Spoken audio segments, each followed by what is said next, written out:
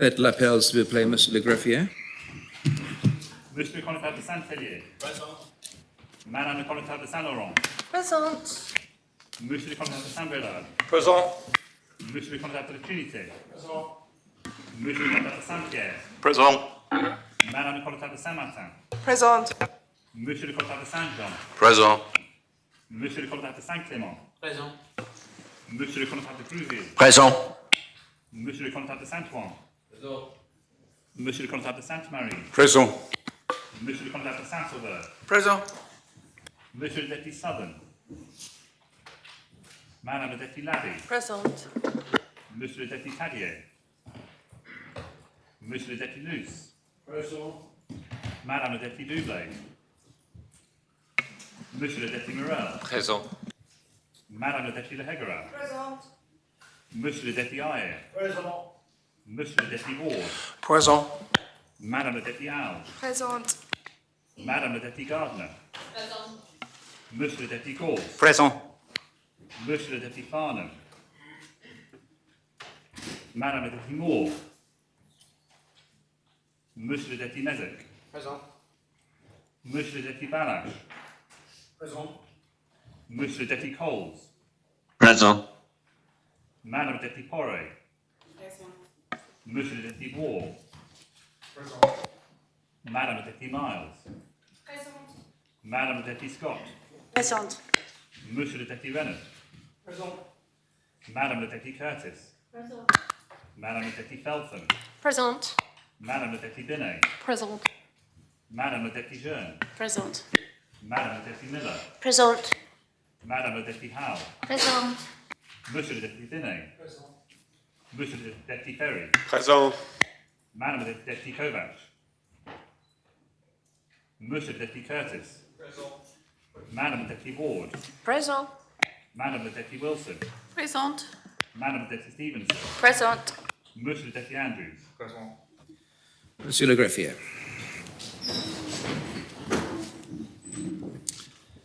Prions Dieu.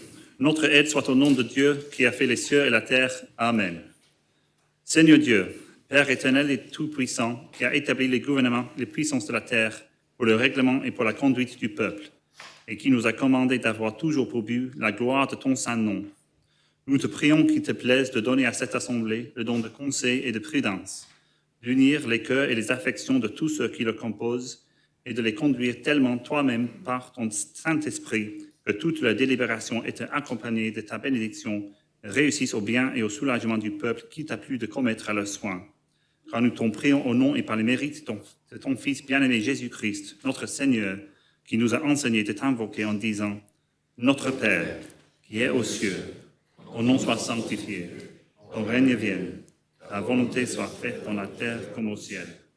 Donne-nous aujourd'hui notre pain quotidien et nous pardonne nos offenses, comme nous pardonnons à ceux qui nous ont offensés. Et ne nous induis point en tentation, mais délivre-nous du mal. Car à toi est le règne, la puissance et la gloire, au siècle des siècles. Amen.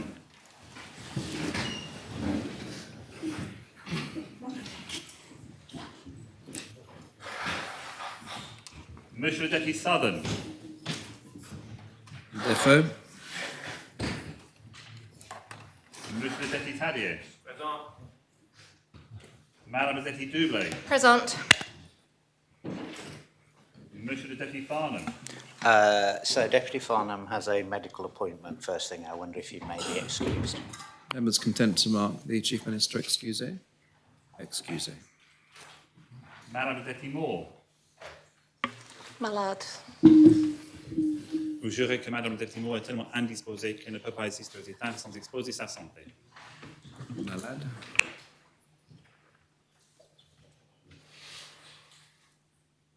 Madame le député Kovac. Présente. Les États sont constitués. Sir, Yes. I have a funeral to attend at lunchtime. I may be absent from the assembly a short period of time either side of the lunch break. Thank you very much. Yes, so we've dealt with the principles, and I'm obliged to ask you, this time under Standing Order 72, Deputy Joan, if your panel wishes to scrutinise this matter. No, sir, we've scrutinised enough, thank you. Now move to second reading. Minister, do you wish to take the articles en bloc? Yes, so I think it would be very unwise not to do so, given It would indeed, depth of the thank you. amendments. Do you wish now to propose the matter in second reading? Yes, thank you, and can I thank members for their support for the principles of this law yesterday.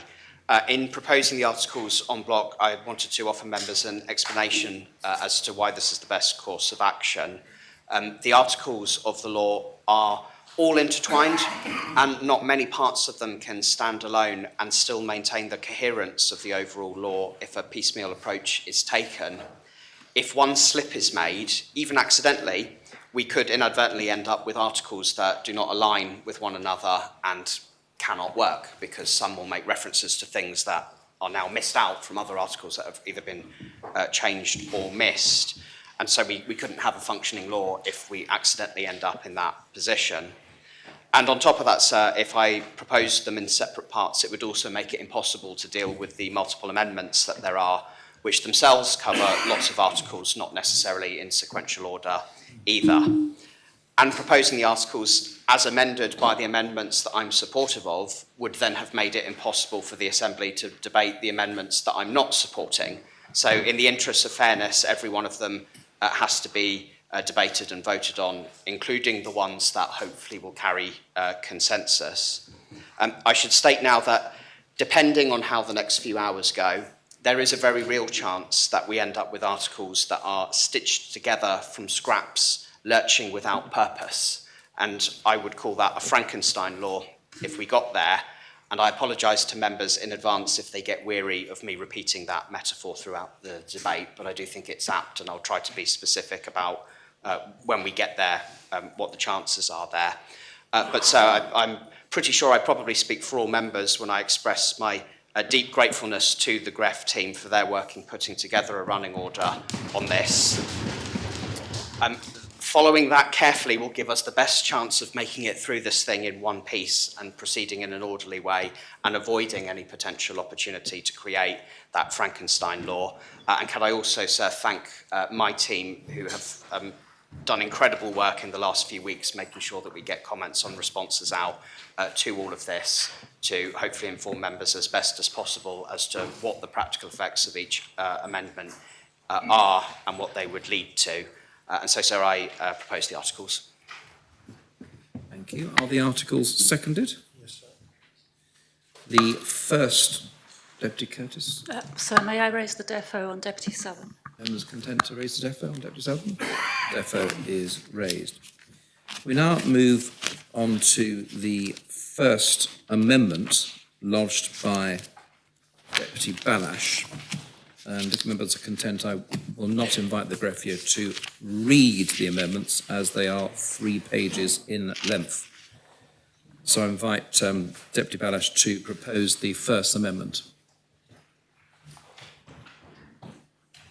Thank you, sir. The Minister, sir, has criticised these amendments as wrecking amendments. And I would probably plead guilty to that charge. I think that the Minister's amendments are so deeply flawed that they need a wrecking ball. They are based upon the misapprehension that something is badly wrong with the existing law. There is not. The Minister's amendments are not based upon data, of which there is virtually none, but upon misconceptions that there are revenge evictions and numerous instances of extortionate behaviour by landlord.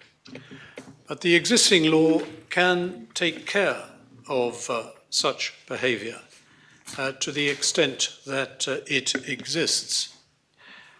I was talking off camera to a journalist a few days ago who told me that her rent had been increased 4 times in a year.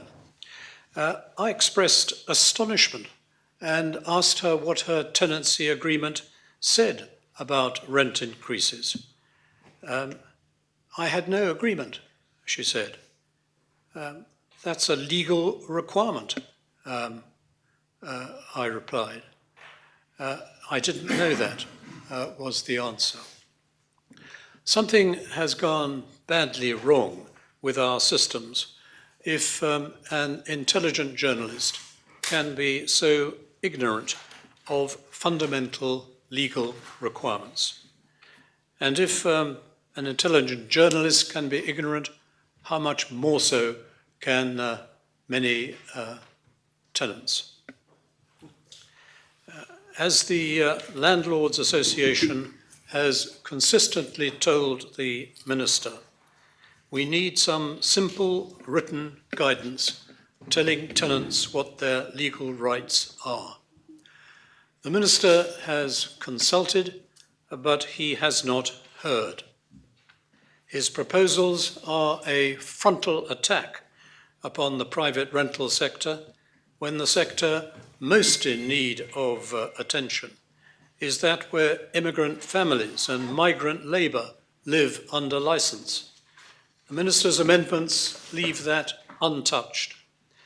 My experience of representing constituents before the Employment and Discrimination Tribunal suggests that it is that sector which needs attention. Individuals whose conditions of occupancy are intrusive and demeaning, and whose rents for a single room are far too high, but who cannot complain because they are tied to bad employers or in the bind of immigration controls. Those people are unaffected by these proposals. They are in the too difficult box. The Minister says that we face a housing crisis, and to an extent, I agree with him. Prices of houses and rents are still too high. But these proposals do nothing to address those problems. If anything, they will make them worse. Any economist will tell you that the cause of high rents is an imbalance between supply and demand. When demand exceeds supply, prices go up. It is not rocket science. The Minister scoffs at the suggestion that landlords will leave the market if they feel under threat, but I can only say that numerous landlords have told me that they are considering or will consider selling up if we continue in the direction that the Minister is travelling. It may be huff and puff, but I can only say what I have been told. The Minister claims that these proposals are very different from the law in Scotland under the Cost of Living Tenant Protection Scotland Act 2022, but it is only a question of degree. The Scottish experience is not encouraging for us. My amendments seek to remove the capping of rent increases and the establishment of the Rent Tribunal. The Minister is going to accept the amendment of Deputy Renouf, which removes the 5% cap on rent increases so that it remains as RPI. That clearly moderates the proposal, but once the principle of capping rents has been accepted, there is not much trust out there that 5% will not come back, or even 4% or 3%, depending on who is in office. In Scotland, the cap was placed for a while at 0%. Confidence amongst landlords is at a low ebb. In Scotland, it is reported that the legislation has stalled investment in rental properties and discouraged new property development for rental purposes. Confidence is a delicate flower. It can wither with dramatic economic effects. I know that some members are not particularly concerned about increasing our bureaucracy, and sometimes indeed it is necessary to do so. But this rent tribunal, which will increase the bureaucracy, is not empowered to do the right things. Most disputes between landlord and tenant can, in my view, be resolved by discussion or indeed by mediation. In a mediation, quite often no one wins. There is compromise. Isn't that a better way of helping people in commercial agreements to live with each other? But this rent tribunal has no power to order mediation. My amendments also seek to remove the introduction of compulsory periodic tenancies. I am not against periodic tenancies. My tenants have them. But I am against compulsion. If parties want to have a fixed term lease, why shouldn't they? At an uncertain stage of my life, I sold my house and took on a lease for 3 years, but it might have been 4 or 5 years. The important thing for me was certainty. I wanted the property for that period of time, without any interruption. I would not have agreed to any break clause. But a 4-year lease is not possible under these proposals. Nanny knows best. 3 years is enough of a probation period, we are told. Some people don't want a probation period. They want certainty. But the real problem with the periodic tenancy proposal is the change in the nature of the relationship between landlord and tenant. By giving the tenant an absolute right to remain in the property, other than in certain defined circumstances, the nature of the relationship is changed. That's what the minister wants. He wants to give the tenant security. But that security comes at the price of changing the nature of property. Who is really the owner in law? Who is really the owner if the owner in law cannot obtain possession of his property unless he can articulate a valid reason for doing so? The scrutiny panel amendment is certainly to be welcomed, but 12 months is a long time for elderly landlords to have to put up with a rude or aggressive tenant who has just managed to keep on the right side of the minister's exceptions. I don't think this is fair to property owners. I think that the existing security given to tenants through the ability of the court to grant delays in giving possession is the right balance between the rights of landlord and tenant. The magistrate is obliged to take account of all relevant factors, including the behaviour of the parties. She can order a long delay. Landlords know that, and it is a deterrent. A tenancy is, or ought to be, a consensual agreement. If either party no longer wants it to continue, it seems to me that the law should offer reasonable protection to both parties, but should ultimately not get in the way. The Minister accuses me at page 16 of his recent report of causing unintended consequences, and it is true that if parts of my amendment are accepted but not others, there will be a need to consider where we are before the third reading. But the Minister himself has created a hugely complicated morass of rules and regulations, which will be difficult to explain in a simple way. He says that I have removed the right of the court to terminate an agreement if the premises become uninhabitable. It's true that the statutory provision goes with the removal of Part 3, but an agreement which is frustrated by a fundamental change of circumstance comes to an end anyway, and the court has power at customary law to confirm that. There is no gap.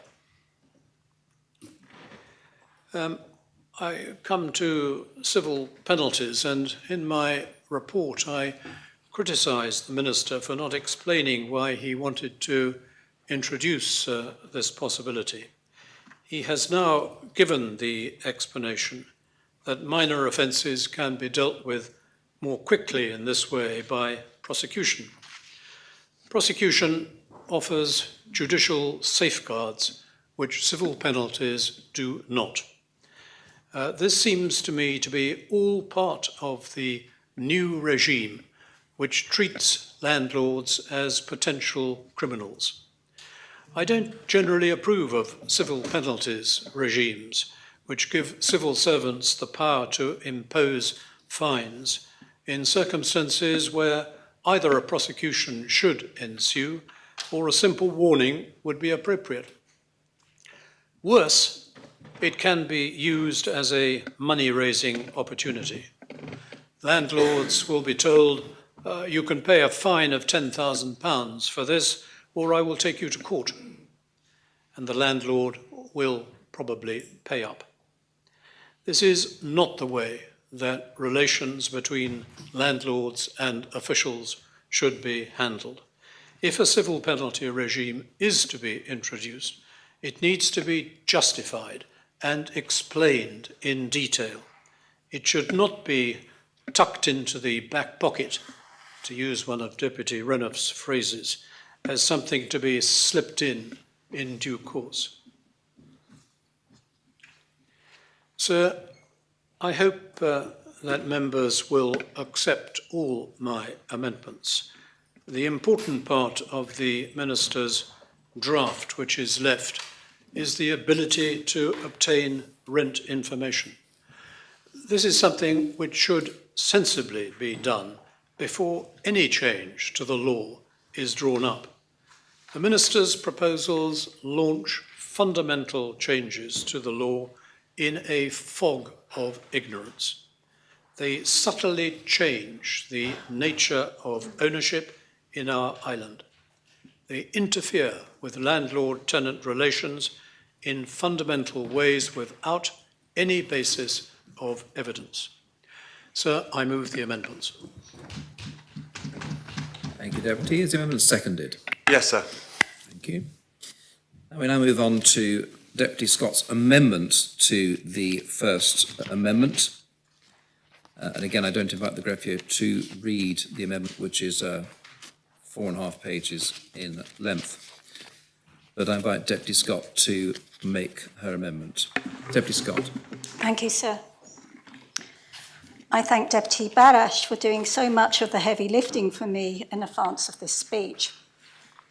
He describes why so much of the current content of the draft law threatens tenants as a class, even as it purports to seek to protect certain individuals from certain types of eviction proceedings, for whom there is a form of protection available in the courts already.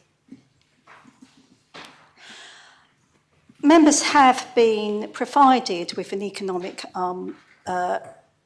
impact assessment and may be confused because a separate one was circulated by the Minister earlier this morning, which was the one that he provided to scrutiny.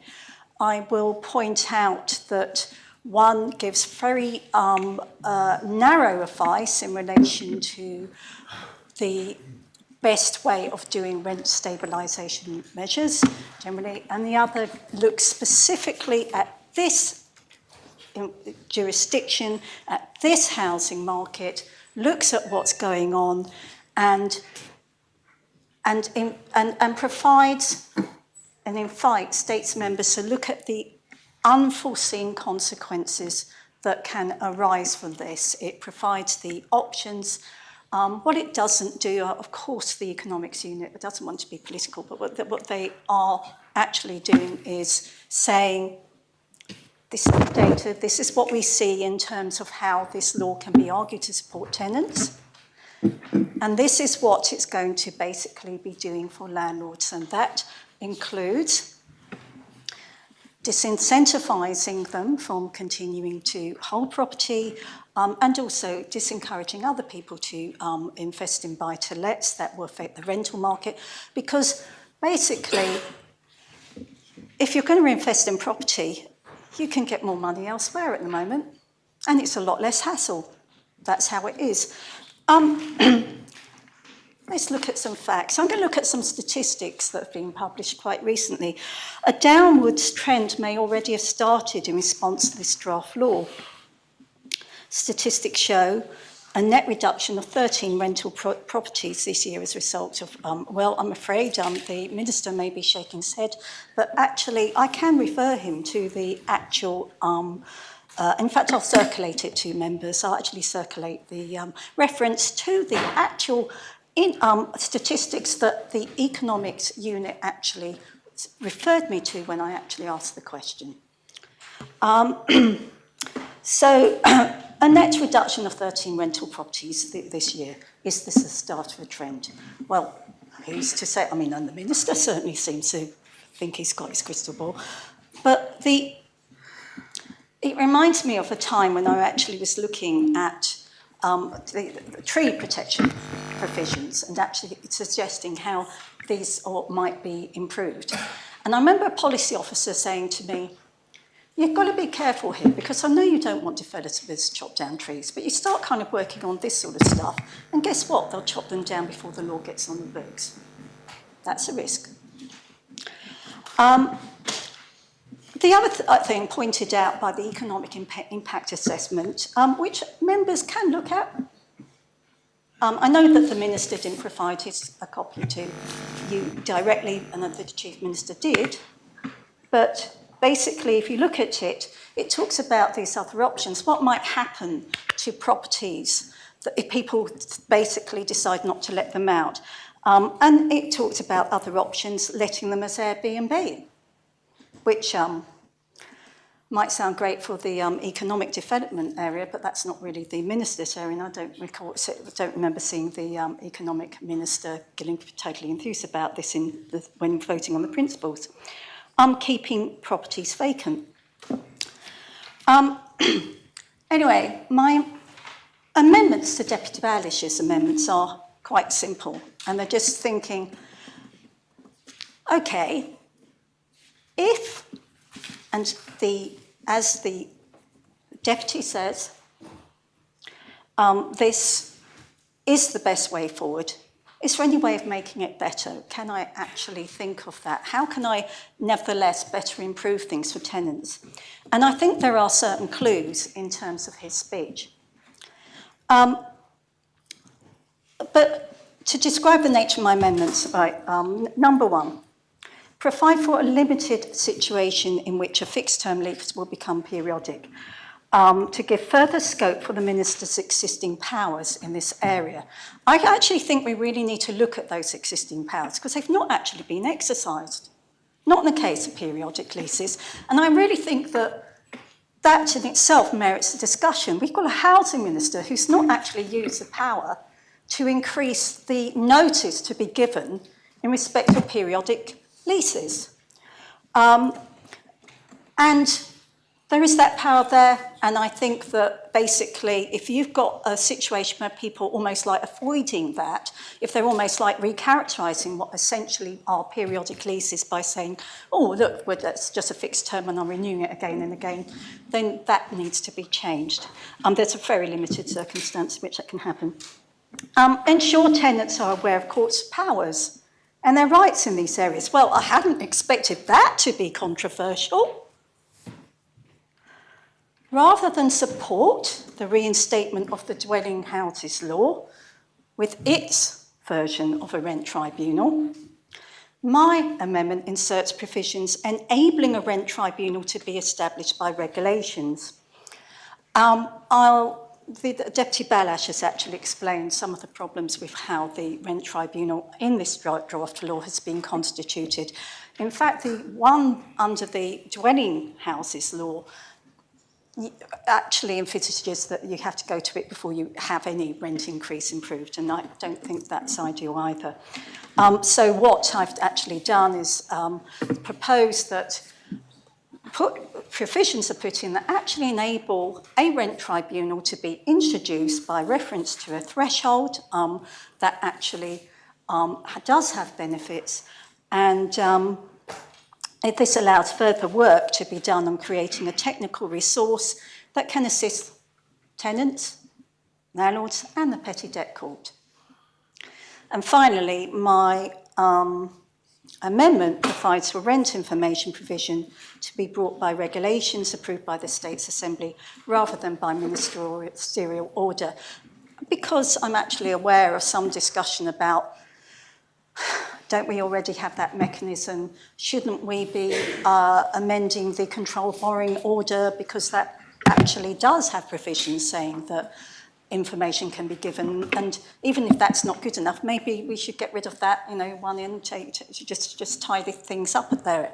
So essentially, my amendment isn't, I believe, doing anything controversial. So why is it being treated as such?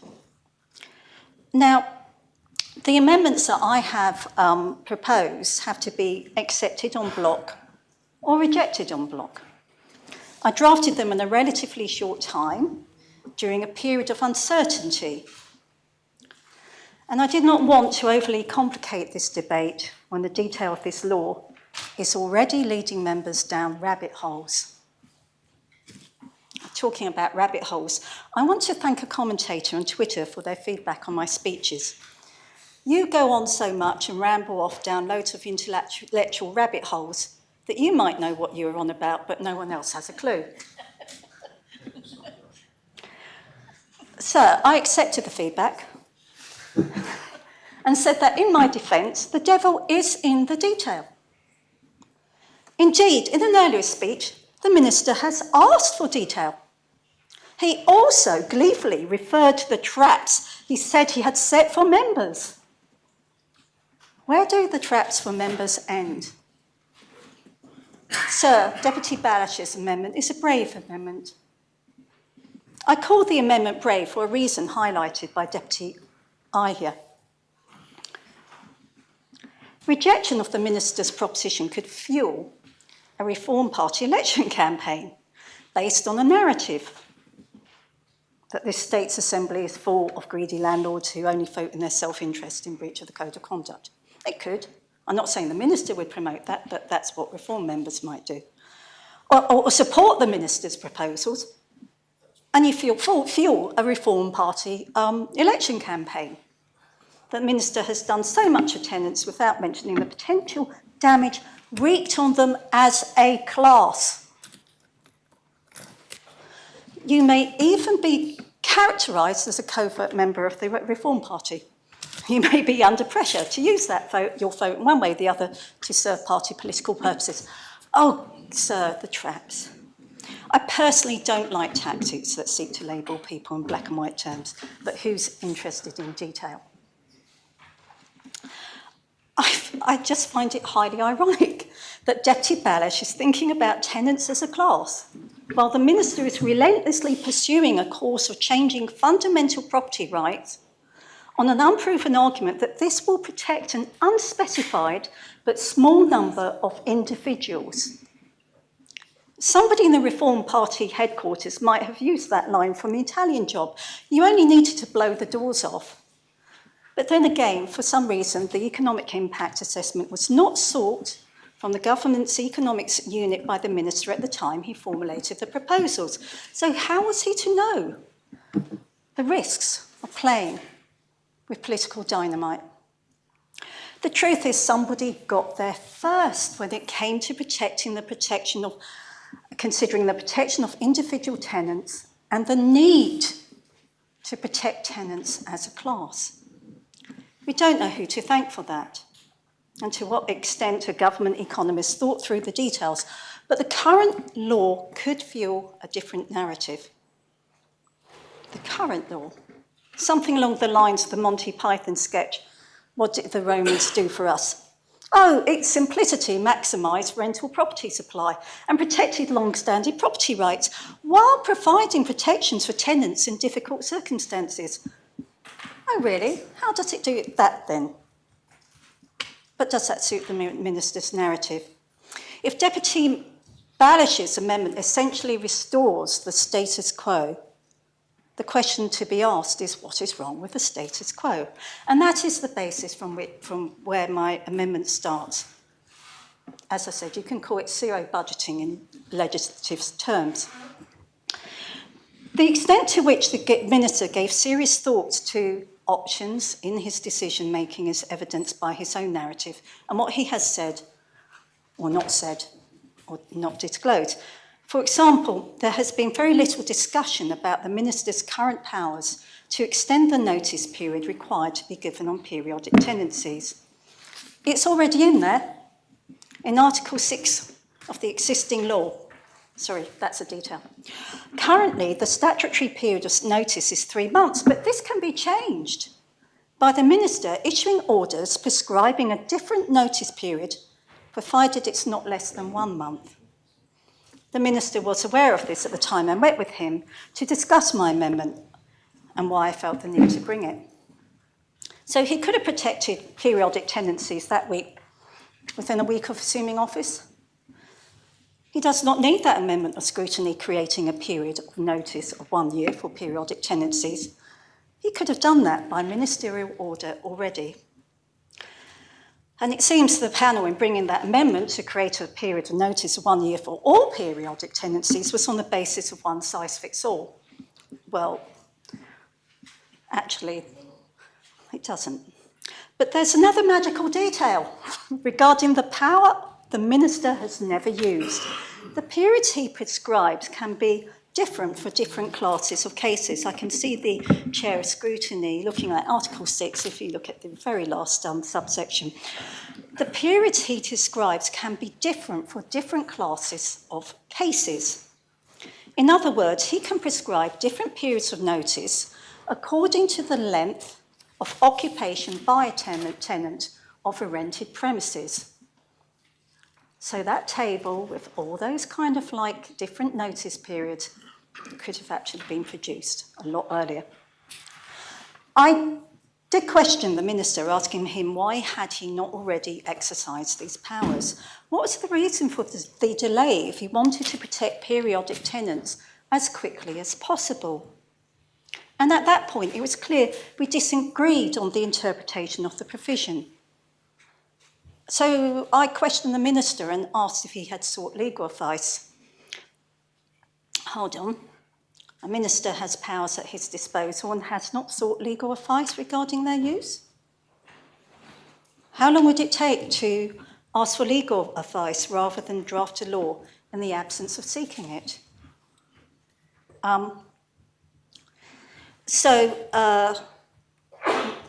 Any member can ask for that legal advice now. I know the answer.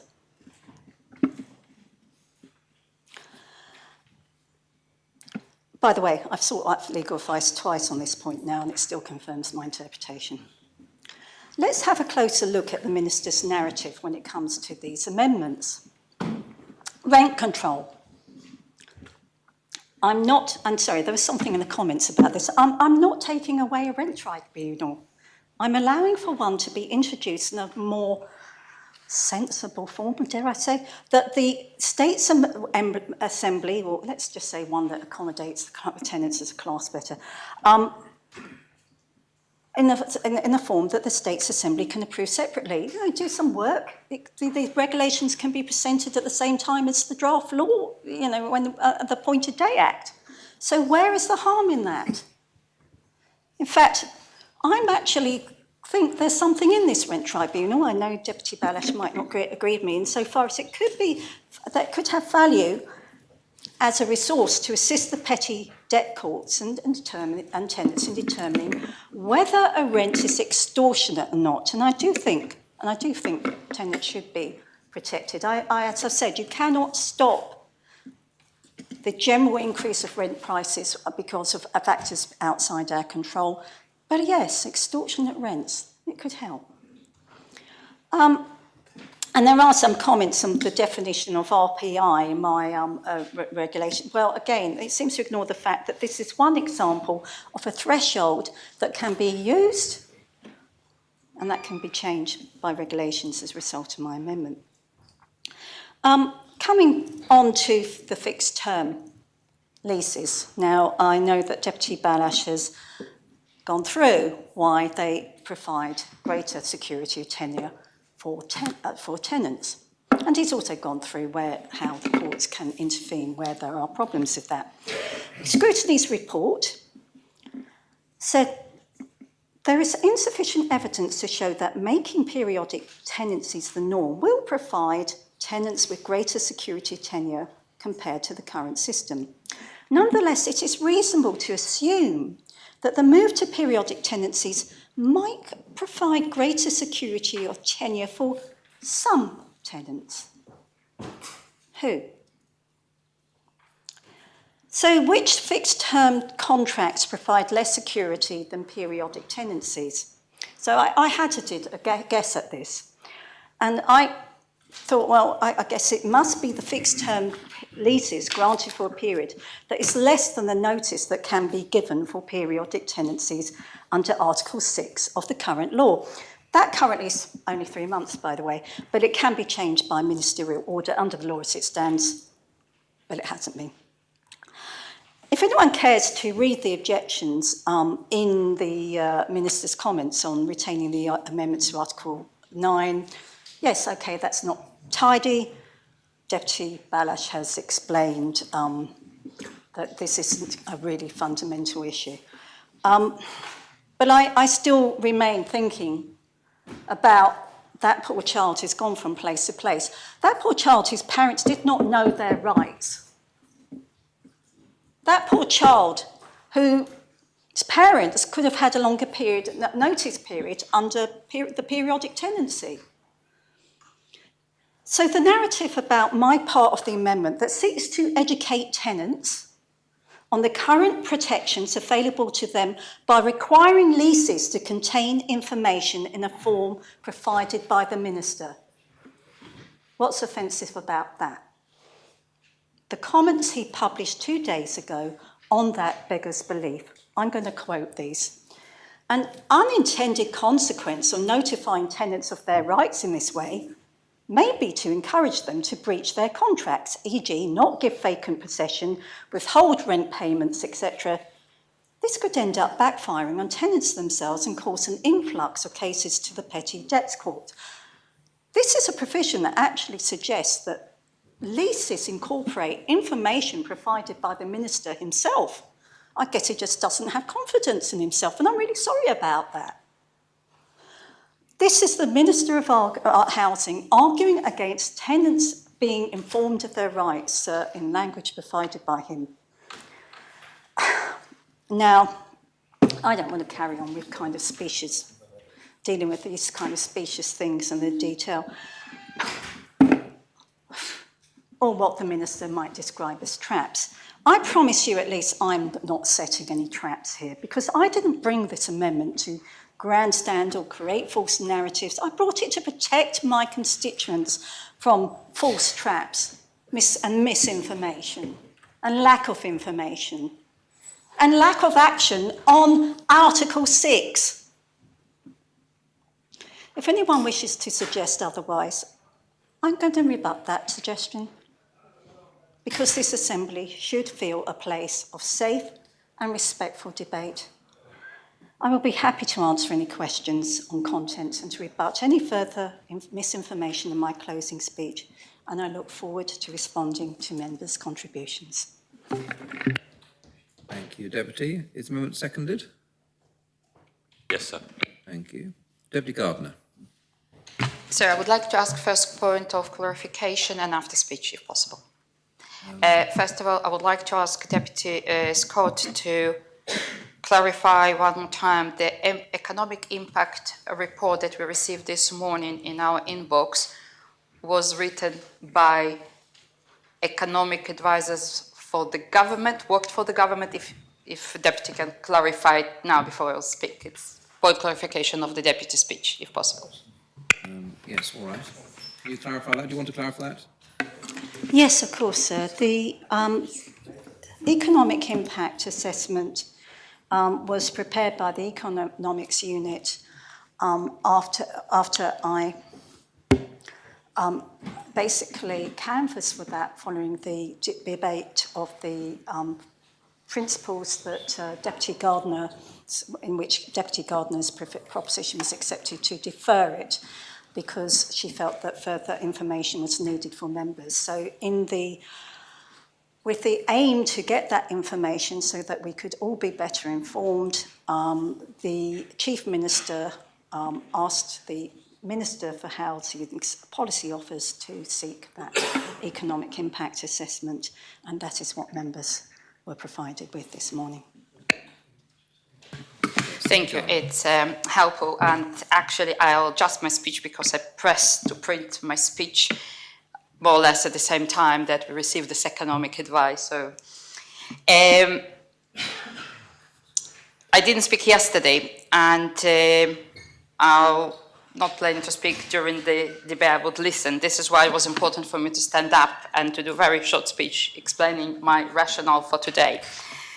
I have said before, and I will say it again, and this is my belief from my courses in Commonwealth parliamentary associations, that any legislation requires post-legislative scrutiny. No law is perfect in the first time. Laws are evolved with time, and they're not carved in stone. And when it comes to the housing, we need something that works better for everyone. So post-legislative scrutiny and review also recognize the rental sector no longer operating at the margins, and now a core part of our housing system affects thousands of islanders, both tenants and landlords. And this is why I have supported yesterday this amendments to existing laws in principles. After 11 years, it's completely right to revisit and modernize the legislation. Now, my decisions today on the amendments will be guided by one test. What is the impact on the stability of Jersey economy as a whole going forward? Today we face amendments and amendments on amendments, and this is why clarity is extremely important. If I vote on one amendment, another amendment fall away. And this is what I would like to know, and I'm looking around the chamber. First, what is the difference between the amendment in front of us, and currently amendment from Deputy Scott, the original proposition from the Minister, and the alternative amendment, I'm looking at the Deputy Balish, that would fall away? For example, in this case, I would ask Deputy Balish, if in specific, as Minister said, because our details are important, and details are extremely important this time, Deputy Balish, why Deputy Balish didn't accept Deputy Scott amendments, what are the specific difference so we can make informed a decision. Basically, what do we gain? What do we lose by supporting one over another? But let us not forget, housing is not just numbers, a home where family raise children, where people feel safe, where all the islanders live with dignity. For me, when housing is unstable, everything else in life becomes unstable. Education, health, well-being, and community life. I cannot see that we can separate fixing housing market without having knock-on effect on the wider economy. In general terms, if you depress one part of the economy, it will depress other part of the economy, and it's basic things. To use a single metric like rent levels, it's a barometer for healthy society. It's a flawed because there are lots of other barometers for me. It's in my views, in my ideology, because we do have some clashes of ideology here. Housing problems are universal. Unless you think about the situation today, and it was interesting. I very quickly scrolled through the economic impact, and the word that was used there is that our economy kind of sluggish. This is the word that we used. I was surprised to use this word, but it was there. So in situation today, and this I'm looking at, unless you inherit the house, you live in the house that you inherited, or you purchased house long time ago, or you know that you are going to inherit the flat or house that you are currently living because it's part of the family, all other people would face or higher mortgages or higher rents. I would like, and before we support policy design and housing minister's words to lower the price of homes, I would like to hear from Minister. I know that he will speak because this is really specific things that I would like to understand the Minister's views. What advice and support he is giving to islanders who caught in the trap of rising mortgages and falling housing value.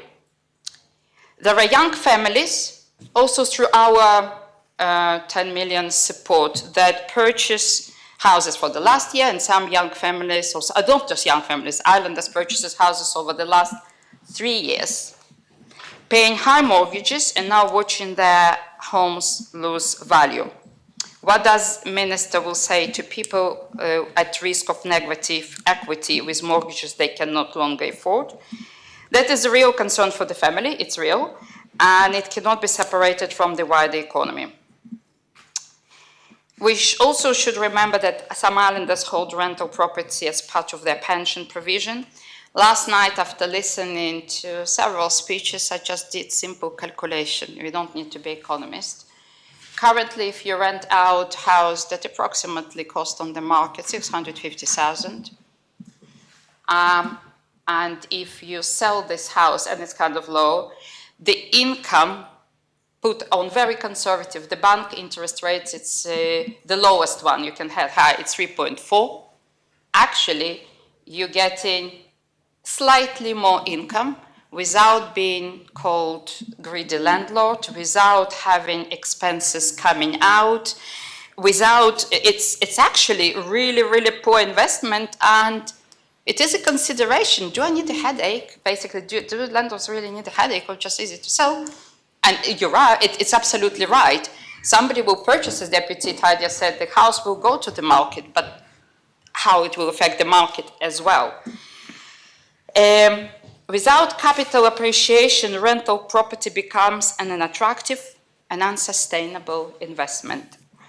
If we create framework that push landlords out of the market, we will not solve housing problem. We will simply create new risks across the economy. And when the housing sector falls, the whole economy falls. It will be no down effects on health, education, and social services. Not sure if we'll have enough money to pay the rent support that we are paying currently.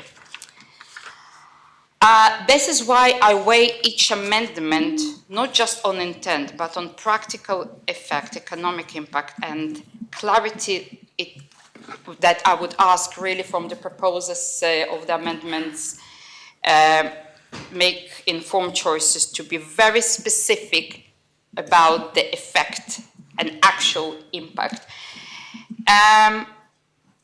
And it's interesting that Minister Oppen said he will not apologize calling Frankenstein law, if I pronounce it correct, which I assume he will, and the others will. But at the end of the day, this assembly will making decisions when looking into the wider economic and well-being of all islanders. And if we are not agreeing 100% with the minister, it doesn't mean that assembly doing something wrong and need to be called names in the media. I believe that we will have, I hope we'll have informed, detailed-orientated, respectful debate. And I'm going forward to listening to the people. Thank you, Deputy. Minister. Thank you, sir. I'll just start, sir, by asking members, having listened to the opening contribution from the proposer on this, for members to search inside themselves as to whether they believe they are clear as to what the amendment actually does in its detail. There wasn't actually a whole lot of talk about the amendment in the opening speech, and we have to remember that this is not technically a debate on the principles now. It's a debate on specific articles and specific proposed changes to those articles. That is important, sir, because we're debating words that will constitute the law of Jersey that will be interpreted and enforced by legal institutions, that will inform what goes into contracts and have all sorts of effects on those who take part in all of that. So it really is a debate, or should be a debate, on detail.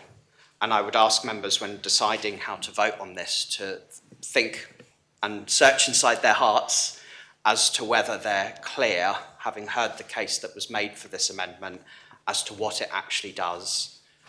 And would they, if challenged to do so, be able to explain that? And it's important for us to be able to do that, sir, because we are legislators. I'm sorry to say that I think what's before us is incoherent, and it's based on a flawed understanding of how the current law works and the limitations of the jurisdiction of the Petty Debts Court.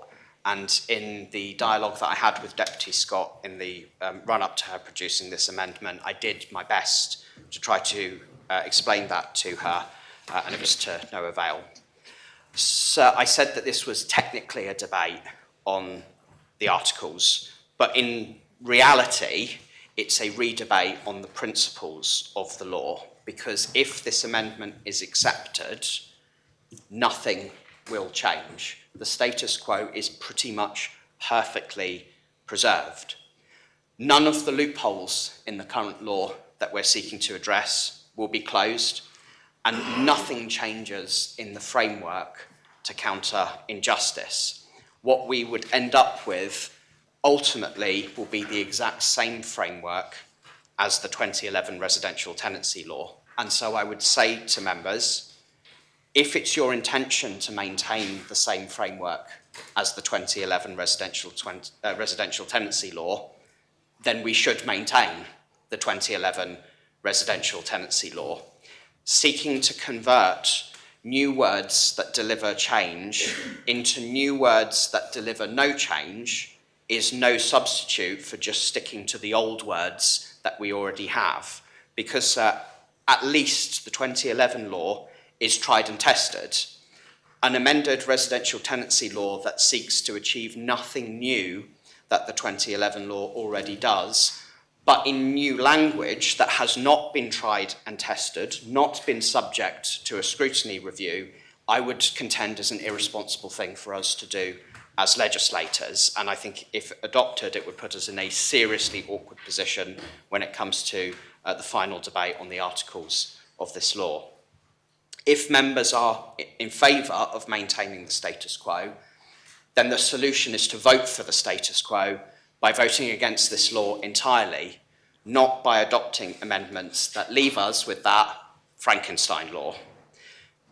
And just in case anyone thought I was sitting too close to the fence on this one, just let me elaborate as to how and why the proposer's contentions on what the law delivers, or her amendment to the law delivers, are not accurate. The proposer claims that she's offering a new framework for how fixed-term leases might convert to periodic tenancies over time, doing this after 3 years of the use of fixed terms, no matter how many fixed terms we used during those 3 years, which is different to my proposal to convert fixed-term tenancies into periodic after one defined term. But in reality, what she's proposing actually frequently happens already. Landlords and tenants use fixed-term tenancies for a few years, and then after a while, they just end up not bothering going through the process of renewal over and over again. It already often happens, and it is already the journey through which many tenants end up on periodic tenancies anyway, because they're in their home for a while, and after a while, both sides just can't really be bothered to go through the process of renewal, and so it converts to periodic. She claims that she's reinstating ministerial powers to prescribe required notice periods for different classes of periodic leases. Again, this is not new. This is something that is already in the 2011 law. But, sir, it only covers length of lease, not reasons for notice being issued.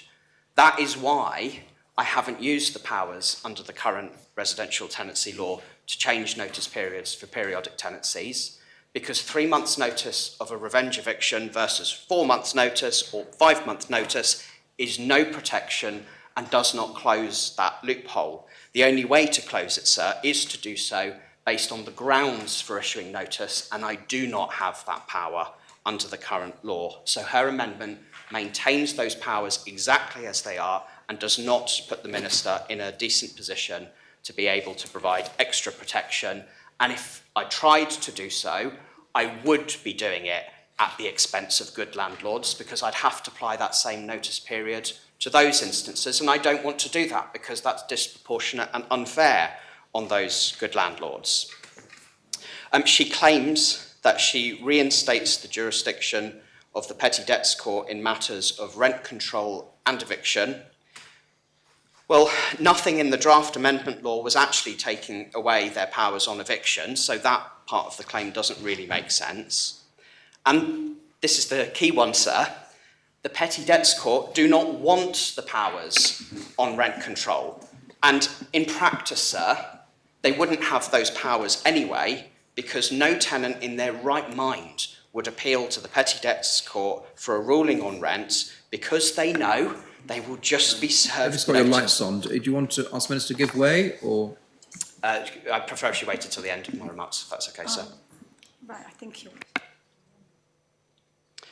Sir, so, in reality, sir, nothing changes.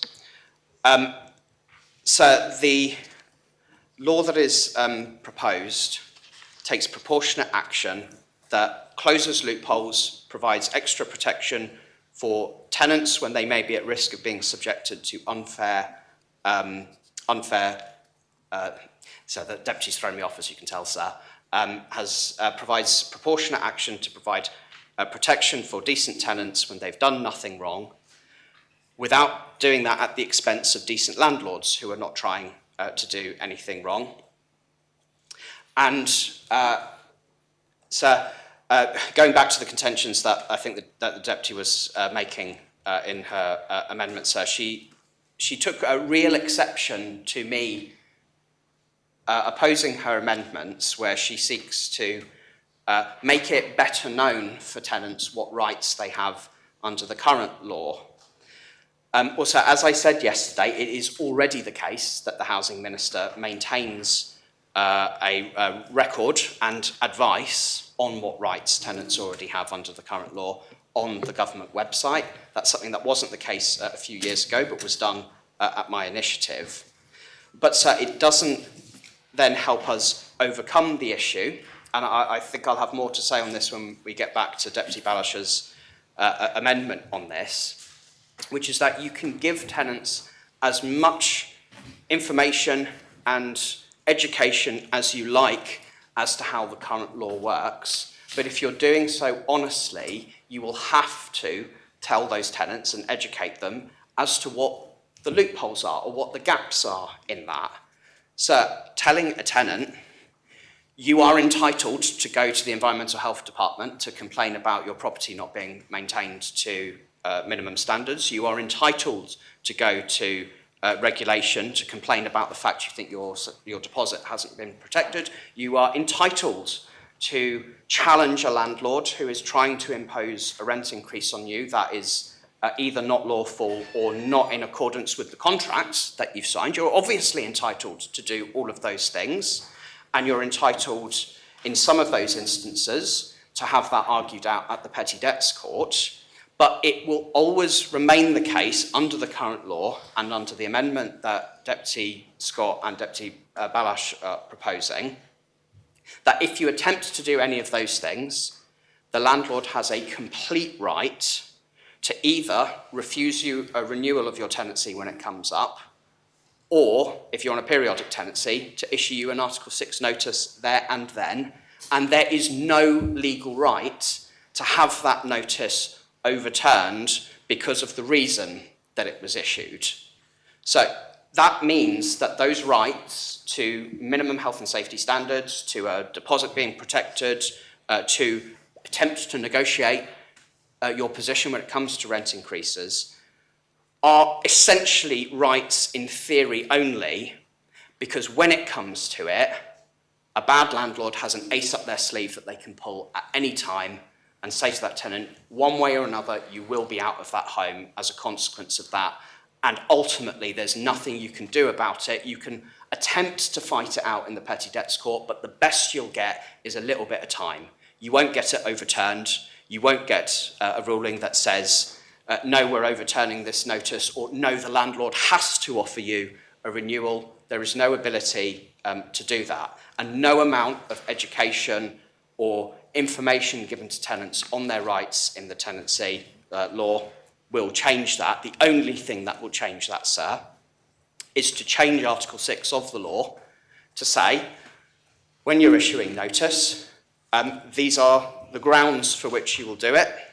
They come with these notice periods. Some of those notice periods are the same as what we've already got. Some of them are quicker when it's vital for the landlord's interests that they need to take action quicker. And some of them are longer when it's not vital and when it's just part of long-term planning, but a decent thing to do for a tenant to be able to rearrange their life as they have to move their home. There is no implication, sir, for property rights on this. There is a human rights law statement in the draft residential tenancy that talks about this. So, of course, we have the right to buy residential properties and let them out and do that within the laws of the island and have contracts that will have various provisions in it, and that can include provisions that the law is silent on. But so that is a right that everybody has, and it's not just in renting out properties, it's in trading in all sorts of things. So we have laws on the provision of sale of goods that implies terms into contracts about the standards of those goods, about the description of those goods, etc. Nobody says that that's an infringement on the rights of people selling goods, because we have a law that implies terms into those contracts that they have to abide by, and will get in trouble if they don't abide by them. It's not an infringement on the property rights of people who own properties that let them out, that when it comes to moving their tenant on, there's a few very simple and proportionate things they have to comply with, so that the right to housing of that tenant isn't completely disregarded and then put in a horrendous and unsustainable position.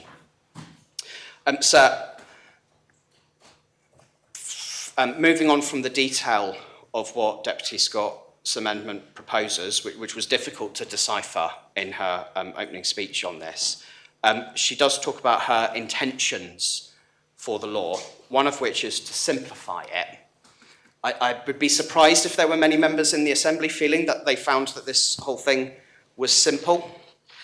But so ultimately, what it does is it maintains the status quo. It does so using new language that is untried and untested and not scrutinised, in an attempt to not have on the table change. And so I maintain the position that if you are completely against change, that you're perfectly within your rights to hold that position. That's an acceptable democratic position. But the way to do that, sir, is by voting against the law as a whole. Voting to completely change the wording of the law to deliver what we already have now is not a responsible route for legislators to take, because we end up with something that we have no idea is workable or not, that we have no idea what possible implications there might be with some language being used that wasn't previously used, even though it seeks to do the same thing. There's often nuance in language used in legislation, and none of that has been tested through this. And what it does, sir, is it would ultimately allow some members to say, we've ticked the box for our common strategic policy of introducing a new residential tenancy law, which was something that the Assembly and Government committed to.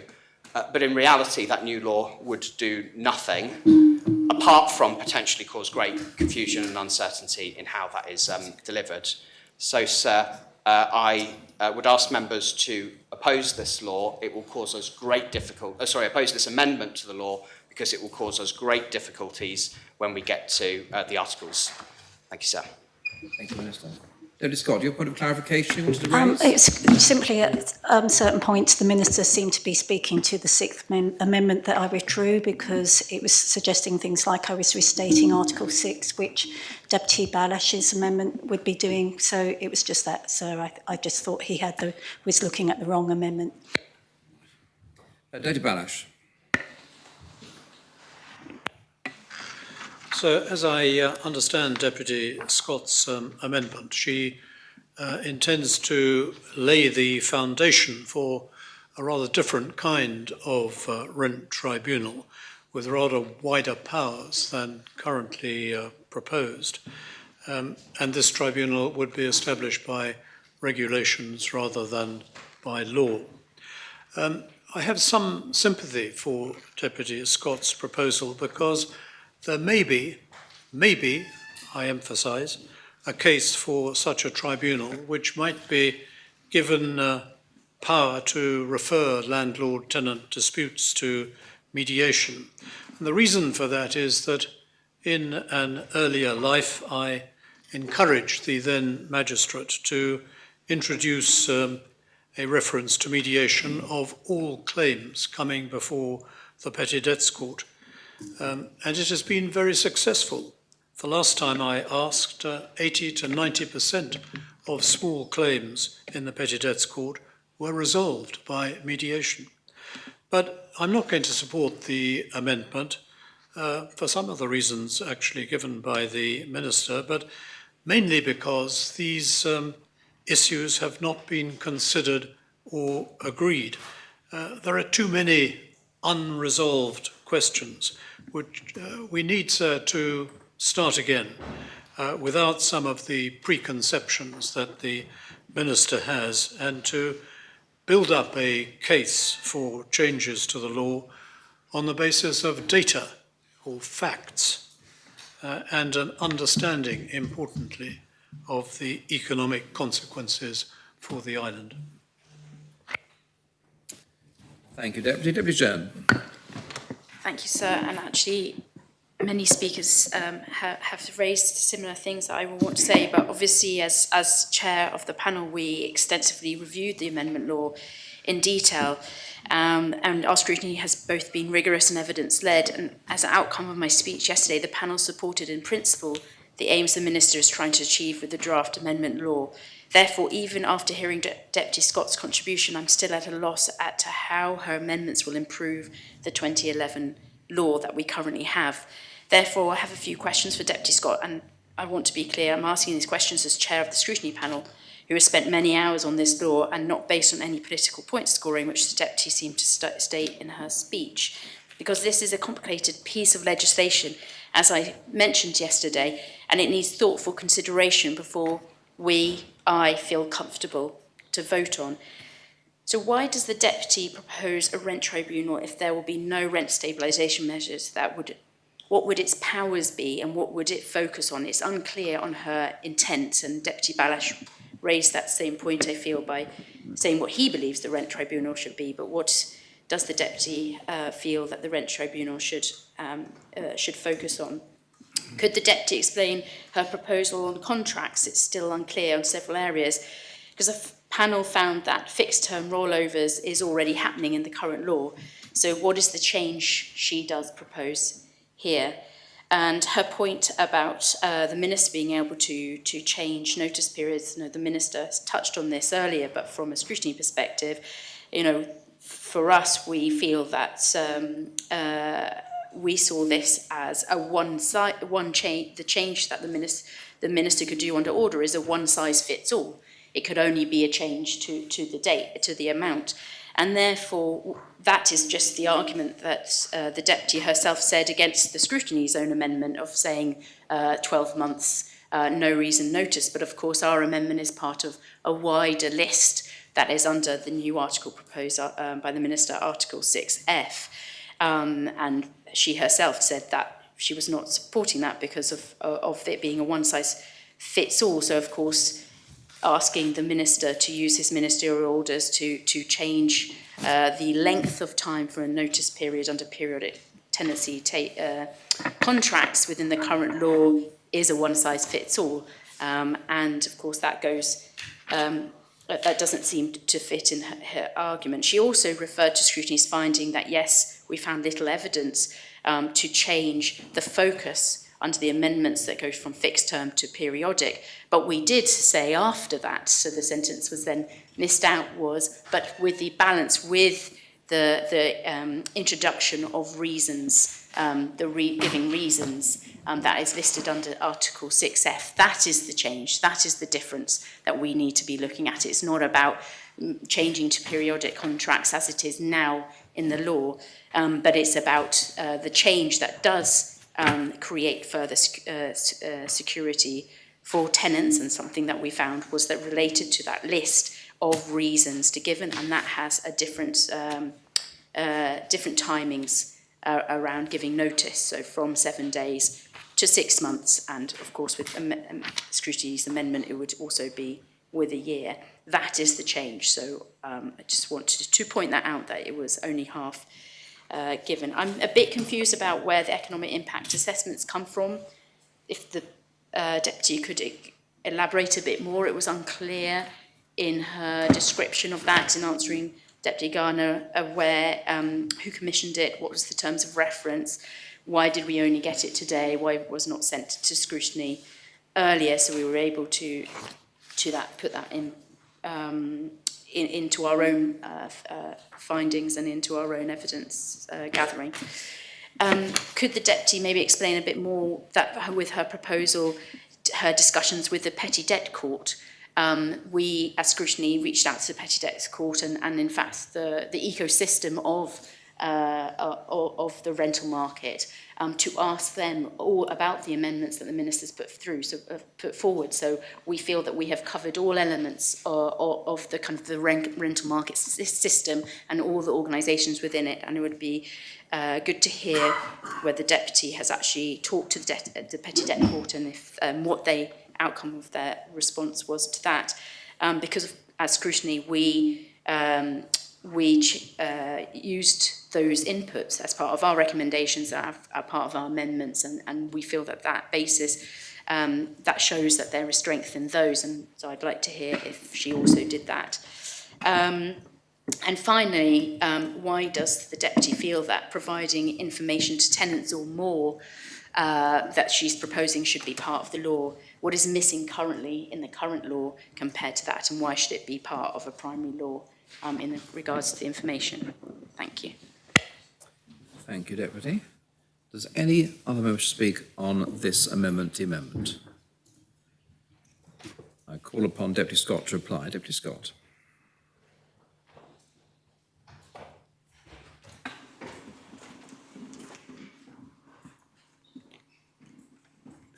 Thank you, sir. I'm just writing down the note of the last question, so here we go. Thank you very much to members for your contributions and responses to my amendment, which I hope has just helped to some extent members think a bit more about the issues. I didn't mean to go through these in order, but I think that the Minister has suggested that members might not be clear about the detail of my amendments. I have set them out in this report, and I do believe at the beginning of this, my opening speech, I explained their nature. But I do believe that I can just provide a little bit more detail in terms of, I really don't want to take... The actual way in which the amendment itself is structured is quite complex because of the way that the law is structured. So, and I really didn't want to take the, given that it's going to be proposed en bloc, take members through the pain of saying this article does this article does that, and to give more a holistic view. And so I come back to basically what I say in my report about the idea of the proposals to enable a rent tribunal to be established by regulations. There is a bit more content where it comes to explaining, because the minister's proposals actually originally said that the rent tribunal that he's proposing would have exclusive jurisdiction over the reasons why, in certain situations, or at least when it came to the reasons, that there was very limited leeway in terms of the court dispensing justice. It's like the parameters have been set out in this law, they're quite controlling, and basically to say, right, the rent tribunal's got exclusive jurisdiction over these matters, rather than having a more collaborative approach, was something that concerned me. I'm covering off one of the questions that was asked of the chair of the scrutiny panel about, and indeed taking in something of Deputy Barash's comments about what might a different rent tribunal do, how might it support tenants, and I do believe that's the general aim that we're all trying to do, but we accept there are many ways to crack a nut. How could it further support tenants in terms of the gaps that might already exist in court machinery? And I did discuss how mediation services work, as Deputy Balash has mentioned, and where they actually kick in.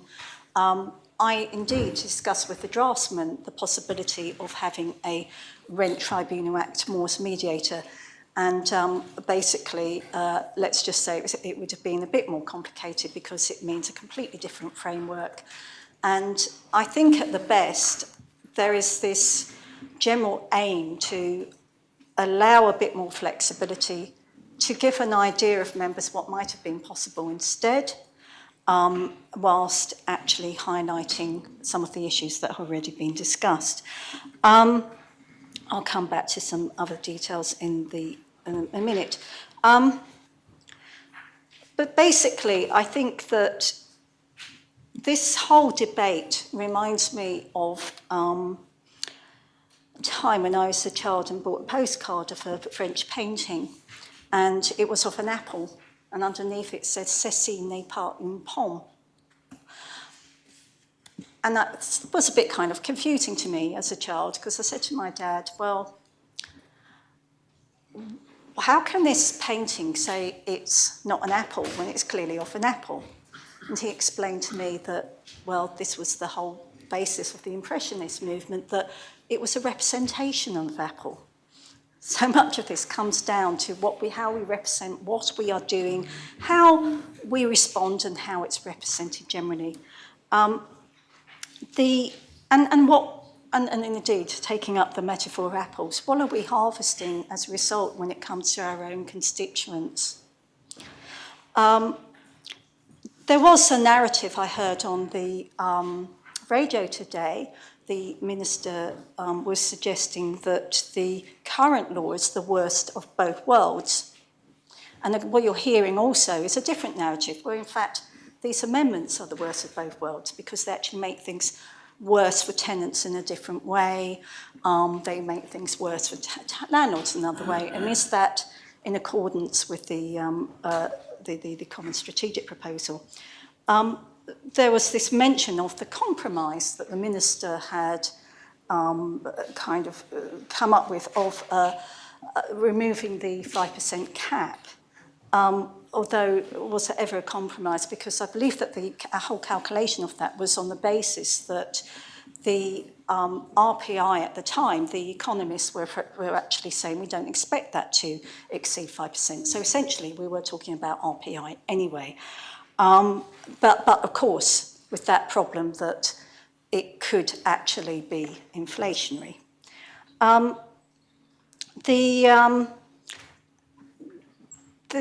I happen to, we talk about the periodic notices. Oh yes, we'll come back to that. I'll go through the tried and tested arguments that these amendments, that the amendment I brought hasn't been scrutinised. And I actually think that there is a fair point there.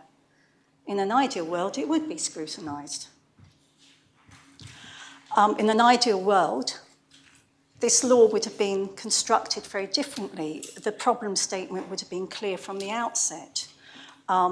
There are many things, and what we are going to end up is one form of imperfection or another. And the question really basically is it actually better to just say, well, you know, let's just reject it now. We've had a look at these amendments. We still don't think they're good enough, and in fact they do raise these points, and maybe it is reasonable to say to the Minister, can you go back to the drawing board, bring on these kind of comments, and maybe, just maybe, you might take on some other points that scrutiny raised, such as this issue of extortionate fees that can be sometimes charged within leases, because again, at one point I thought, well, maybe a rent tribunal could cover that off. Why are we not dealing with that now? It's been raised. So we are not going to have perfection, but we've really got to think about what's going to be less harmful at this stage. And are we really prepared to take gambles with the lives of our constituents? The Minister, in describing my approach to periodic tenancies, he actually claimed I was claiming a new framework, that I was creating a new framework for periodic tenancies. As the Chair of Scrutiny has suggested, I don't, it's no new framework, because you've got an original law that is actually saying, well, periodic tenancies look like this. If a fixed term finishes and continues, you know, that nobody actually replaces it with another fixed term, it'll become a periodic tenancy, or maybe it was for a certain period and it just kind of will be renewed for that period. So that's the general idea about periodic tenancies. And so, as I explained in my speech, my opening speech, I really was thinking, but okay, are there cases where something might not be a periodic tenancy and actually avoid these provisions in the powers that the Minister currently has to to increase the notice periods on different types of periodic tenancy. Now, I was just trying to understand a bit more about the Chair of the Scrutiny Panel's question of me in terms of where I was actually saying that this can apply to different classes of periodic leases, and that can vary depending on the amount of time somebody's been occupying a rented premises. And I actually think that should be relevant, basically, in terms of the giving of notices. You know, if somebody's only been in a property for 9 months, indeed it's relevant to things like the farmers, seasonal workers, and that thing, possibly, you know, if they've only been in it for a short period, why wouldn't you give them a shorter notice period than somebody who's been in a property for years? And basically, the Minister has got that flexibility. In fact, at this point, I will ask the Attorney General if he would mind confirming that for me, because I think that's what Deputy and the Chair of the Scrutiny Panel just was asking me to confirm, you know, in terms of this, that's how the law works. In terms of Article 6, that it actually would enable the Minister to prescribe different notice periods for periodic tenancies, depending on the period of occupation by the tenant of that premises. Attorney General? So, yes, Deputy Scott is referring to the current Article 6 of the Residential Tenancy Law, which concerns periodic tenancies. And so the effect of the current Article 6.3e. Say 6.3e, do you? Yes, sir. Yes. Which provides that a notice period must be served at least 3 months, that's by the landlord, and then in brackets, or where the minister, that should be, has by order prescribed some other period, being a period of not less than 1 month. So it's got to be at least 1 month.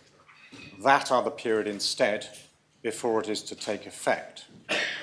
And then another provision is relevant, and that is 6.5.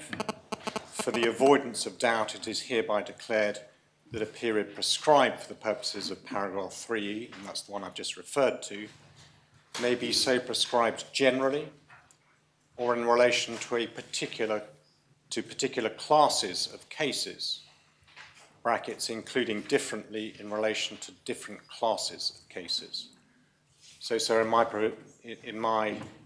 my advice to the Assembly is that does allow the Minister to make different periods for notice in relation to different types of periodic tenancy, depending on the time that has elapsed, or the time that a tenant has been in occupation under a periodic tenancy.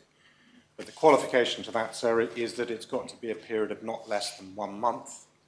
So that would not allow the 7-day periods that are in the new proposed 6F under the Minister's amendment, which includes situations where, for example, where a tenant's employment is terminated, so it wouldn't allow the 7-day periods.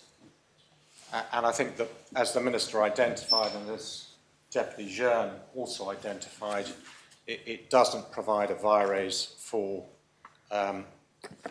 the requirement for a reason by the landlord, which is in new Article 6F of the Minister's amendment. I hope that assists, sir. Yes, thank you. Thank you, sir. I'll resume my speech. And I also accept that the Article 6 doesn't enable the Minister to say, well, you can have this notice period if it's this reason, you can have this notice period for this reason. He basically wants to replace the landlord's reasons with his reasons. And in doing so, to some extent, that overrides the discretion of the court to actually say, well, even though you technically should leave the property by X date, we're going to stay that eviction, you can stay for longer. And of course, no, maybe some people want to stay in a place forever, and the whole way in which leases are actually don't work that way. But again, if they did work a different way, you have to ask whether people do invest in properties. And we talked a bit about the, in terms of the exercise of these rights and what happens. And again, we come back down to the different types of support that we can give tenants in a way that actually takes all these factors into account. And what would be the best way of doing that? I know that the Minister has an idea and a picture and a representation in his head of what that should look like. But of course, we've been discussing the problems with that.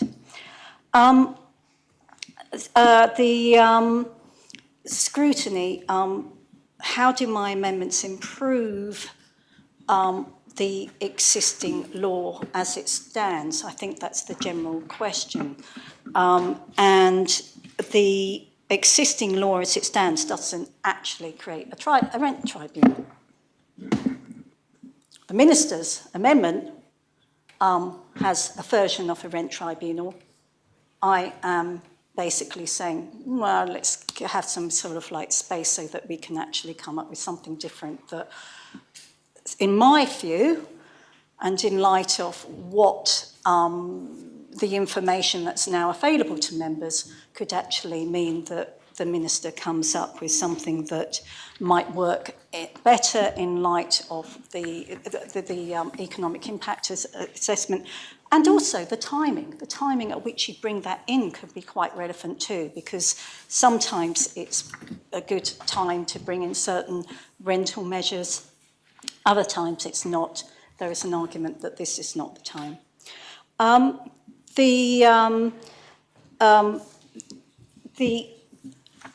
There was this, again, I hope I've actually addressed this point about fixed-term leases when they might actually not convert into periodic tenancies if somebody was so kind of like, how can I say, persistent in just re-granting fixed-term tenancies. And I just don't think they should be allowed to do that in a way that avoids potential regulation as a periodic tenancy.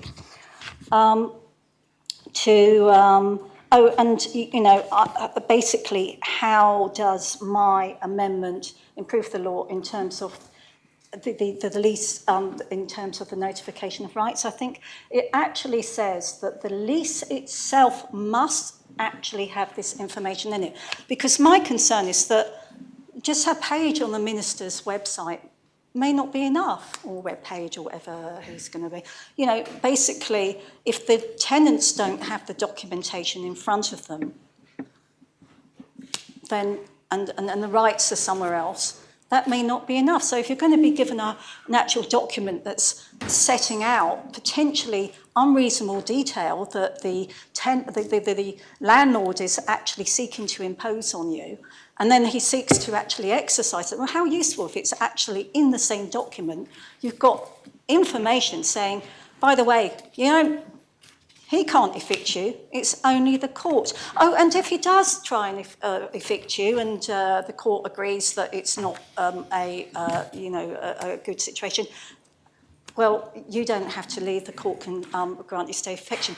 Oh, and by the way, you know, if he actually brings proceedings to, sorry if I'm being sexist by saying he, if he brings proceedings whereby he's actually saying that you owe him a certain amount of rent because that's what's in the contract, well, actually, the court can look at that and adjust rights, because that actually currently is in the law. But that's the add-on, actually letting people know what's in the law. So I'm going to carry on maintaining my position that I would much prefer, I mean, Deputy Balash has given an example where this might not work, of course, and that's where you've got a landlord who's so in breach, he's not even providing tenants with a rental agreement. But, you know, I've got to question whether, if you've got things like that and a tenant's being a bully, what use is this bit of paper really going to do if it's got a load of reasons on the basis of which he can evict you and you don't know your rights anyway? So I'm afraid there is only so much that can be done to support people who are actually being bullied and aren't resilient or aren't able or don't want to actually stand up for those rights. So I hope that covers things. And I believe I mentioned the stuff why I had changed the actual requirement that rent information could be required by ministerial order to regulations. And funny enough, because I'm actually picking up a point raised by scrutiny itself. Scrutiny has suggested lots of amendments, sort of amendments that are saying, oh, no, this shouldn't be done by ministerial order. We're being advised that that means that they can't be scrutinised adequately. So let's turn this into regulations. So to a large extent, I have tried to, dare I say it, push things back in the direction of scrutiny to enable more work on the law to be done. And in doing so, again, as I've pointed out, the kind of minor things where there's been some loose ends, I personally don't think are harmful. You can ask the Attorney General about that if you want to, or you might be thinking, yeah, well, whatever. So the way in which this, I'm just trying to check, I've got onto the Deputy Gardener. No, I agree, no law is perfect, nor are these amendments. And yes, collaboration is important, and I think it would have made a lot of difference here. The way in which this law has been developed is overly complicated. And complex means whatever happens, some sort of baby's going to be thrown out with the bathwater. If you don't support my amendment, you won't get this stuff about, informing tenants about their rights. You won't get, under the existing law, the minister still can change the notice on period leases even now. So that element retains, but that probably is one of the major things that I can refer to. And the minister has referred to Frankenstein's monster. I've got a feel there's a certain monster, as I say, because you've got imperfections, you end up with a monster, whatever you do. If members reject this amendment, it may nevertheless, and this debate, and I hope, if nothing else, it does give you a flavour of what might have been and how other options should have been explored, could have been explored, and what we might have had in front of us to debate, a different representation, a different reality, something that actually worked better for everyone, whether for tenants as a class or as tenants, individually bearing, just by supporting the court and supporting their own ability to know what their rights are and actually helping them to through that process. And don't forget, we've got other support mechanisms, whether it's social housing and in all those things that we provide within our community.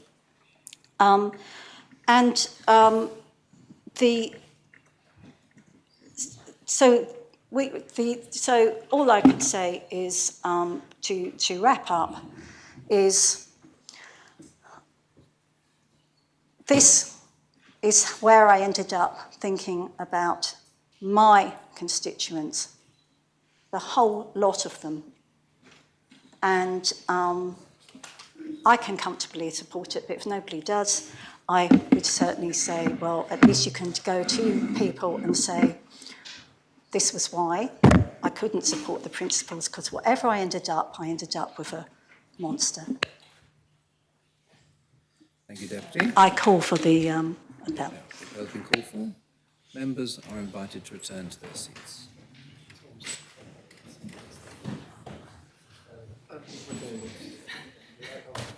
I ask the greffier to open the voting.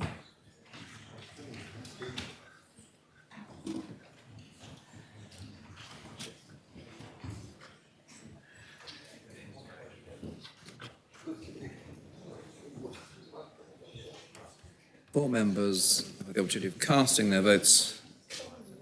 I ask the greffier to close the voting.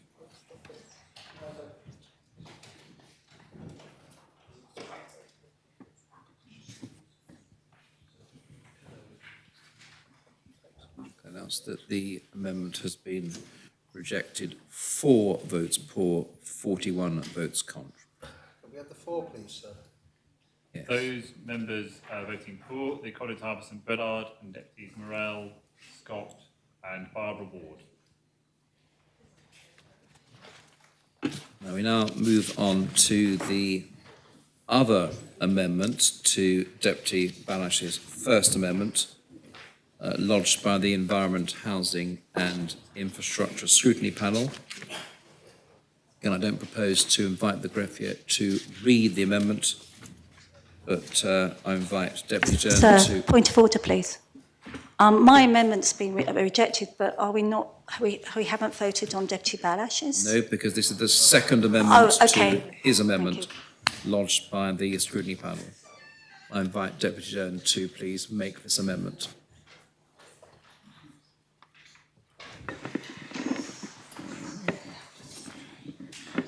Thank you, sir. The panel's amendment to the First Amendment seeks to adjust Deputy Balash's proposed changes to the draft residential tenancy law 22 To be clear, this is not an endorsement of Deputy Balash's amendment. Our evidence shows that 2011 law has real shortcomings, and Deputy Balash's amendment would reintroduce some of those weaknesses. That said, if his amendment is adopted, the panel's amendment would at least provide a bare minimum safeguard for tenants and addressing a key issue highlighted during our review. So what's the problem we're addressing? The current Residential Tenancy Law 2011 has a major gap. It does not set out clear notice periods for fixed-term tenancies. At the moment, only periodic tenancies have notice rules. Landlords must give 3 months and tenants 1 month. Because of this gap, we've found that there are 3 key problems. Silent non-renewals by landlords. Tenancies end without any notice in a fixed-term tenancy, leaving tenants suddenly unsure of their housing situation. Silent departures by tenants. Landlords discover tenants have left without telling them. Or last-minute eviction notices. Landlords can ask tenants to leave at very short notice, causing upheaval and stress. These practices create uncertainty for both sides. Tenants feel insecure about their homes, and landlords are left with unexpected vacancies and relationships are strained. In short, the lack of clear rules erodes trusts and leaves everyone exposed to unnecessary risk. So what the amendment law introduces from the Minister has introduced to seek to address this by introducing statutory notice periods for fixed-term tenancies into the 2011 law by putting in 3 months' notice for the landlord and 1 month notice from the tenant. These provisions apply both for the end of a fixed term and during the term where break clauses exist. The panel supports this approach. It is clear, fair and supported by stakeholders across the sector. So that is why we felt that we felt it necessary to have a counter amendment to Deputy Balash's. Because if Deputy Balash's amendment is approved, it would revert to the current practices under the 2011 law, which would revert us to the old statutory notice periods and reintroduce the uncertainty that the amendment law seeks to eliminate. This would, in our view, be a step backwards. Therefore, our counter amendment offers a simple safeguard. It introduces statutory notice periods for all types of tenancies, 3 months for landlords, 1 month for tenants. This would apply equally, currently, of course, with both periodic tenancies, which is not our amendment, but it will be already there, but our amendment focuses on fixed-term tenancies. This would then mean that there would be statutory notice periods for all types of tenancies if our amendment is accepted. So by accepting this amendment, members can ensure that even if Deputy Balash's amendment passes, tenant and landlords will at least have clear statutory notice rules. It means there will be no more silent non-renewals, no more last-minute notice periods, and a shared understanding of what happens when a tenancy ends. The panel's review gathered wide-ranging evidence from tenants, landlords, legal experts, and housing professionals, and the message was consistent. Tenants want certainty and time to plan. Landlords want clarity and legal protection, and both benefit from clear, fair rules that avoid disputes. Best practice on notice periods already exists in parts of the rental market, but it is inconsistent and unenforceable. Stakeholders such as the Law Society of Jersey, Citizens Advice Jersey, and the Jersey Landlords Association have all voiced their support for statutory notice periods. So this amendment would insert into current 2011 law a clear requirement that fixed-term tenancies can only end by written notice, that notices must be at least 3 months for a landlord or 1 month for a tenant. That this applies whether there is a break clause in the middle of a fixed term or at the natural end of a contract, and that any break clause must be no more favourable to the landlord than a tenant. If either party does not provide written notice or notice within the time periods, the fixed-term contract would then automatically become a periodic contract at the end of the notice period, with of course the current terms under the law being no reason notice of 3 months and 1 month. So I want to make that clear, that if this doesn't happen, if a written notice is not provided, or the period that we're suggesting, which is 3 months notice or 1 month notice under a fixed term contract, it would mean that at the end of that contract, it would automatically roll on over to a periodic contract, which would then give either side still 3 months' notice or 1 month's notice to be able to stop that contract. The Minister's comments on this amendment to Deputy Ballash's proposal describes it as a duplication of another panel amendment on the equality of break clauses. And while equality of break clauses is a component for consistency, the Minister's description misinterprets the purpose of this amendment. Its intent is distinct. The introduces statutory notice periods for fixed-term tenancies to the 2011 law.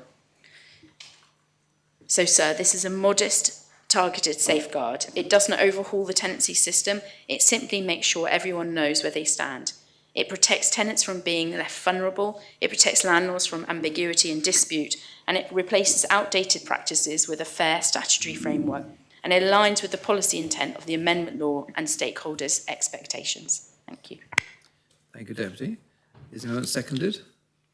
Yes, sir. Minister. Thank you, sir.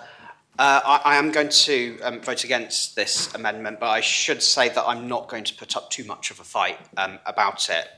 What the panel are trying to do in the majority of what they're proposing is obviously, perfectly reasonable, and inserting those notice periods into fixed-term tenancies as currently stands would be helpful, because there isn't currently a provision that says when a fixed term is coming to its end that there's a requirement, if the landlord is planning on not offering a renewal, which is obviously completely their right, there isn't a requirement for them to give particular length of notice to the tenant that they're not going to be offering that to them. So if they are hit with that at the last minute and they were under the impression that they were going to be offered a renewal, that can obviously cause them problems. So I totally appreciate where the panel is coming from there, and they've got that right. But the two reasons that I would oppose this, one is that even if it's accepted, and then Deputy Ballash's amendment is accepted, we still have a law that has been vitiated by this process that I don't think we could reasonably go on to implement in the short term, because of the complete lack of wider scrutiny of what will be that final product in the end. My team will not know. They will have to basically start afresh to work out what exactly this means. The change in language becomes complicated and unhelpful. So I kind of think it's the wrong time to be having that debate. That debate is better had with a subsequent amendment that the panel are making, and I've got an amendment to the panel's amendment at that moment. And that amendment centres on the final part of what the panel is proposing, which is about the equality of break clauses for landlords and tenants in fixed terms. Now, when you say that, the equality of terms for break clauses for landlords and tenants, obviously that sounds like a good thing, but I take the position that we do need to have a distinction between equality and equity, because there are circumstances where actually you wouldn't want to have identical break clauses there, because they would not necessarily serve both landlords and tenants to the same level of advantage. The terms might be the same, or that there might be a perceived equality in that, but in reality you are talking about two people who do have very different positions in that tenancy. One is a property owner who gets money for renting out the property, and the other is somebody who has a roof above their head. The considerations that either of those would be making when trying to issue a break clause are not the same.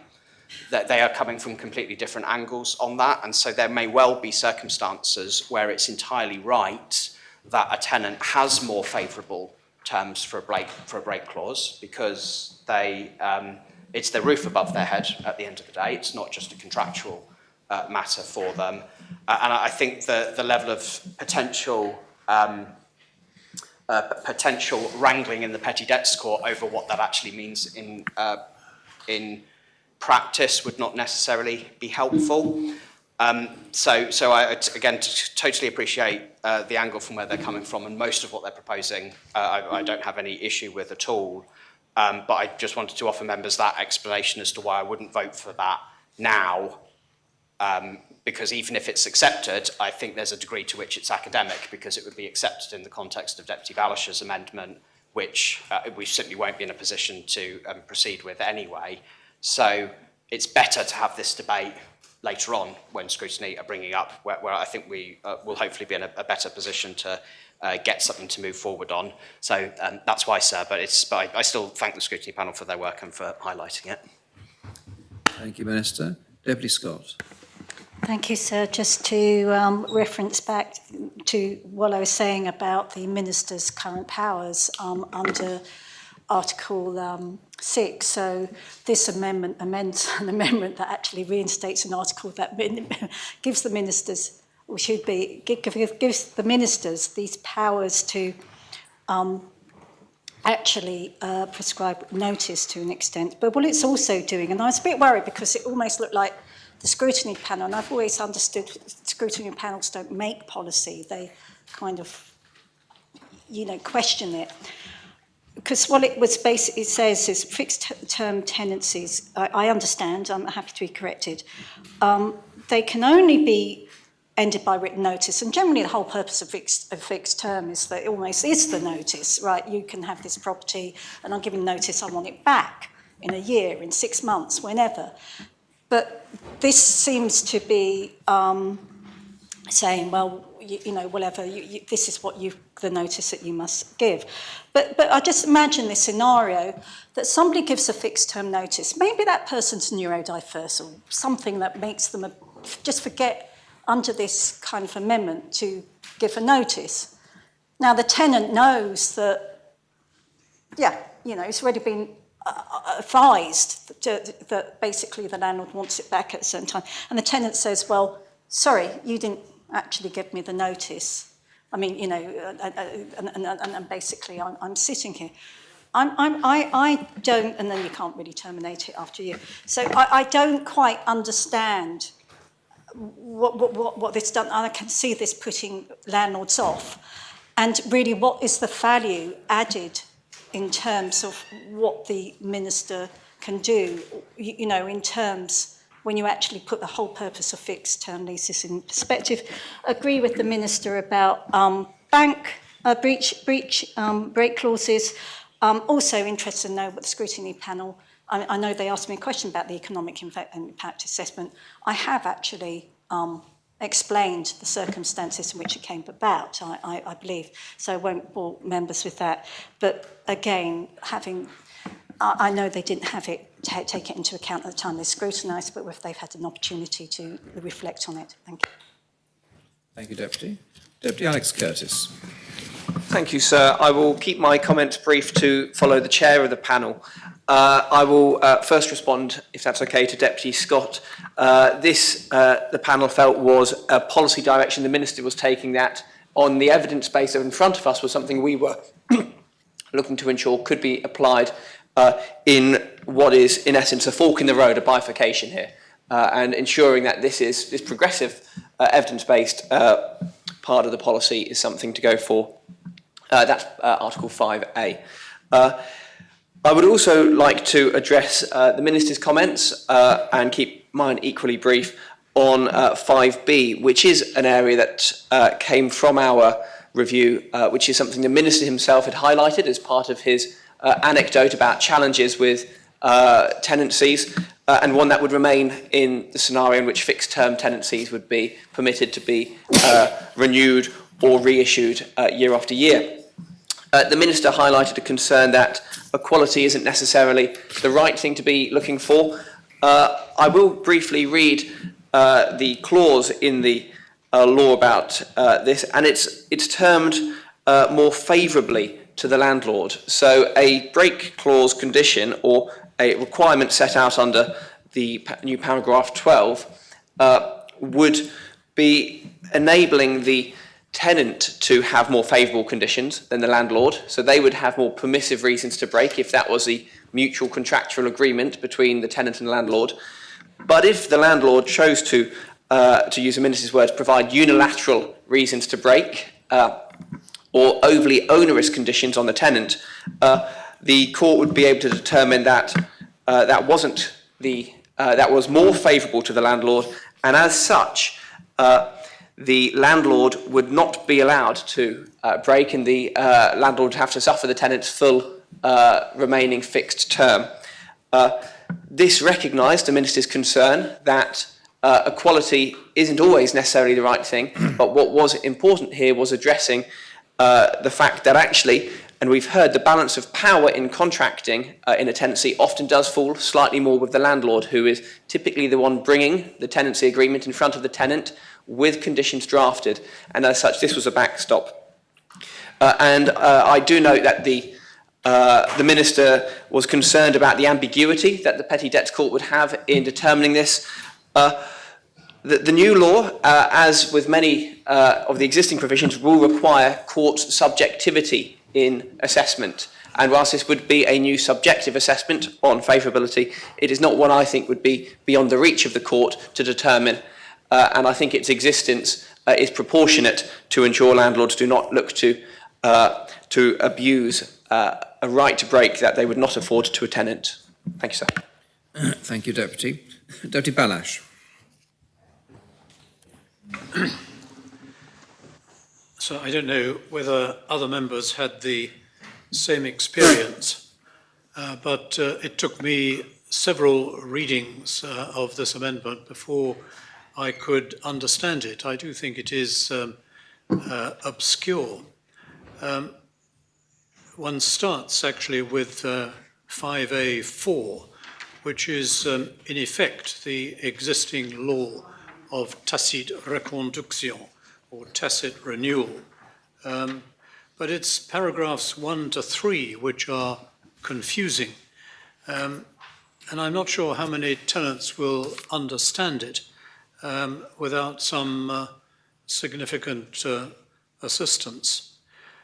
What these paragraphs do is to require landlord and tenant to give notice as to whether either wishes the lease to terminate on the date on which the lease says it's going to terminate. But if the tenant intends to leave but forgets or fails to give notice at least 1 month before the end of the term, it will continue for another month.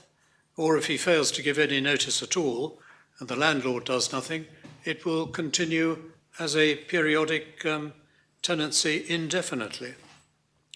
The tenant, therefore, may find himself in a position where he thinks that the lease is coming to an end on the date on which it says it's going to come to an end, but he actually has an obligation to pay rent. This doesn't seem to me to be a very satisfactory situation. The panel say that it will bring clarity to the question of whether or not a fixed term lease is to continue as a periodic tenancy. I think it brings confusion, not clarity. All that the parties need to do to bring clarity to the situation, and I must say they usually do, is to talk to each other, is to say, I wish this to continue, or I don't wish this to continue. And then they both know where they are. If they fail to talk to each other and rent is accepted, then a periodic tenancy follows by operation of law, by tacite reconduction. I am going to vote against this amendment. Thank you, Deputy. Does any other member to speak on this amendment? I call upon Deputy Jones to reply. Deputy Jones.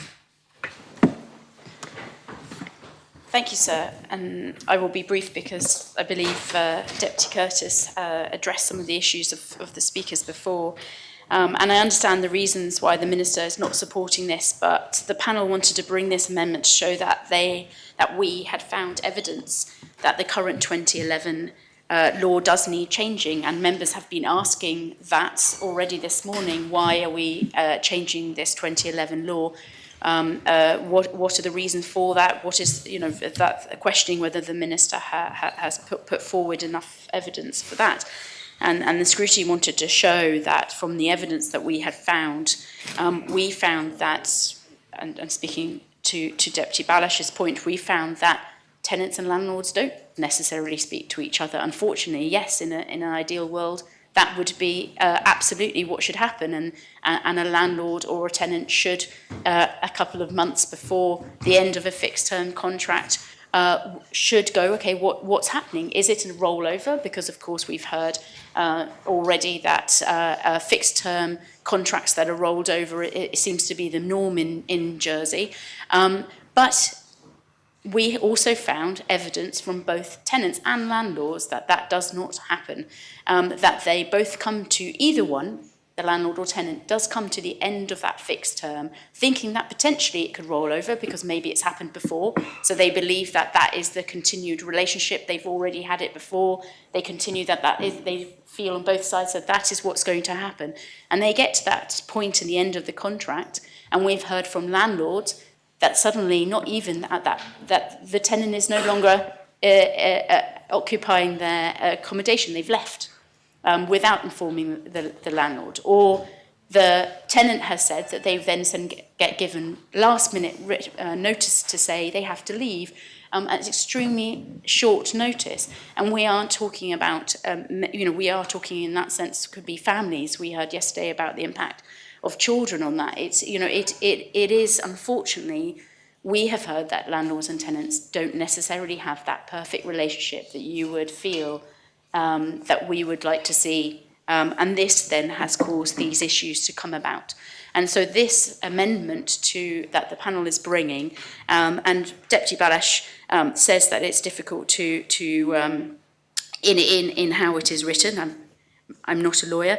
I'm only instructed at what policy intent we wanted. Well, the intent, not policy, but the intent that we wanted from this. But where we feel what we needed was that before the end of a fixed-term contract, that a landlord should give 3 months' notice ahead to say, yes, let's talk. Are you going to be in this property or not? You want to stay or not? Or we'd like to give you notice without reason. Must point that out. Or a tenant within 1 month before the 1 month end of the fixed term contracts will also say whether they want to leave. And of course, hopefully that conversation has already been triggered by the fact the landlord would have already started that conversation. And what we're just saying is that at the end of that fixed term, if neither landlord or tenant has raised the issue, that instead of rolling on to a fixed term, it falls into a periodic tenancy contract. And all that is saying is that either tenant or landlord will then tenant will have to give, if they do want to leave, a 1 month notice. So yes, they may have to pay, if they want to leave, they have to give 1 month's notice. But hopefully, as Deputy Balash has pointed out, this is all written in a contract. So hopefully the contract will be very clear in saying that they would like a landlord would like to have notice if a tenant doesn't want to stay in the fixed term contract 1 month before the end. But if it doesn't happen, the tenant has to stay for 1 more month, giving that notice at that point of when the fixed term contract has come to an end. They will then have to give their 1 month notice. This gives landlords time to plan. And landlords have asked us for this. We're not, we've been talking about waiting between landlords and tenants, but this gives the ability for landlords to not suddenly be stuck with an empty property, but being able to have 1 month's notice from the tenant to be able to do the necessary arrangements. This also then from the tenant, they will then get 3 months' notice if they find that is, and this is set already in the law in the periodic tenancies agreement, the Article 6 already in the current law. I just want to point to Deputy Scott had said that she said already the minister could change it because it already says this under the Article 6. But Article 6 in the law, the current law, is only for periodic tenancies. There is not any information about fixed-term contracts. So therefore, that is why we're bringing this more details into understanding what a fixed-term contract is, because at the moment, Article 6 only focuses on periodic tenancies. So I'd like to leave it there, sir, and call for the appellant. Thank you, Deputy. The appellant has been called for. Members are invited to return to their seats.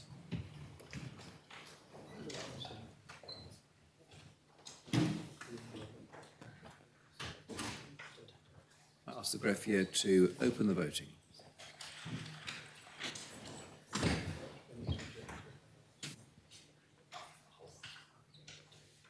If all members have the opportunity of casting their votes, I ask the greffier to close the voting.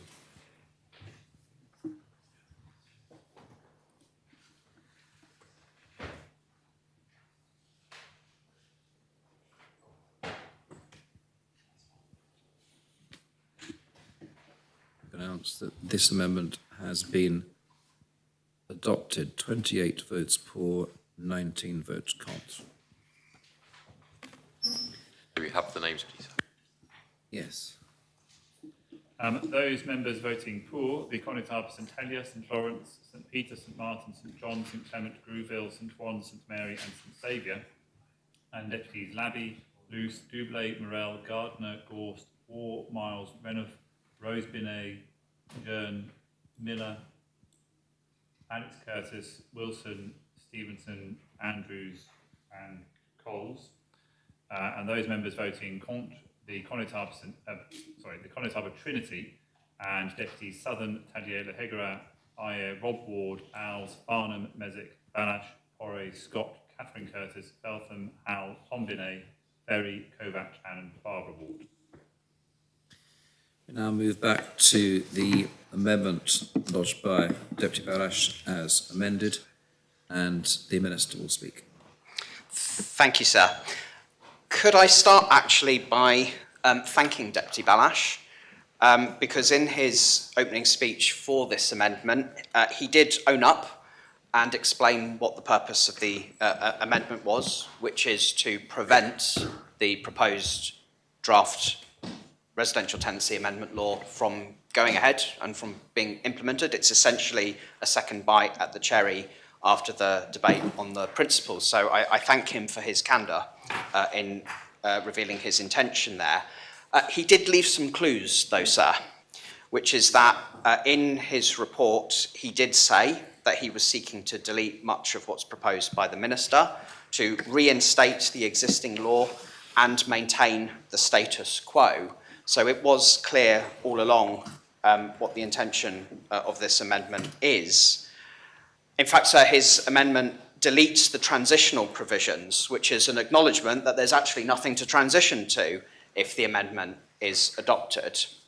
And so, as I said in a previous debate on an amendment, that the usual and fair process for those wishing to oppose the introduction of legislation is to argue and vote against it, hoping that your position is strong and credible enough to persuade a majority to join you. But sir, instead we have an amendment that not only would not see any meaningful change possible, but it actually does so in such a clumsy way that existing provisions in the 2011 law would be compromised, leaving us with a draft amendment law that could not be adopted anyway. And I'll shortly explain why that is the case. The other thing I wanted to thank Deputy Balash for was his comments yesterday in which he described me as a conviction politician. I obviously, sir, take that as a compliment. But what I would want to say to Deputy Balash, in describing any one of us as a conviction politician, it is important to accurately describe what those convictions are. And I do have to take issue with what is in the report to the amendment, which misattributes a position to me that I have already made perfectly clear is not my position and have done so on the floor of this chamber, where the Deputy claims that these proposals are born out of an inherent view that the private rental sector is undesirable. So that is not the case. It's not what I believe, and it is not the motivation behind this law. And I do think the Deputy is unfair for doing so, especially when that has been cleared up so comprehensively in dialogue in this chamber previously. Sir, the motivation behind the law is exactly what is in the report to the law, sir. It's because of an honest and sincere belief that the current law is not fit for purpose and does not provide for a framework for tenancies that serves everyone's interests, balancing rights and taking proportionate action to mitigate against potential harms.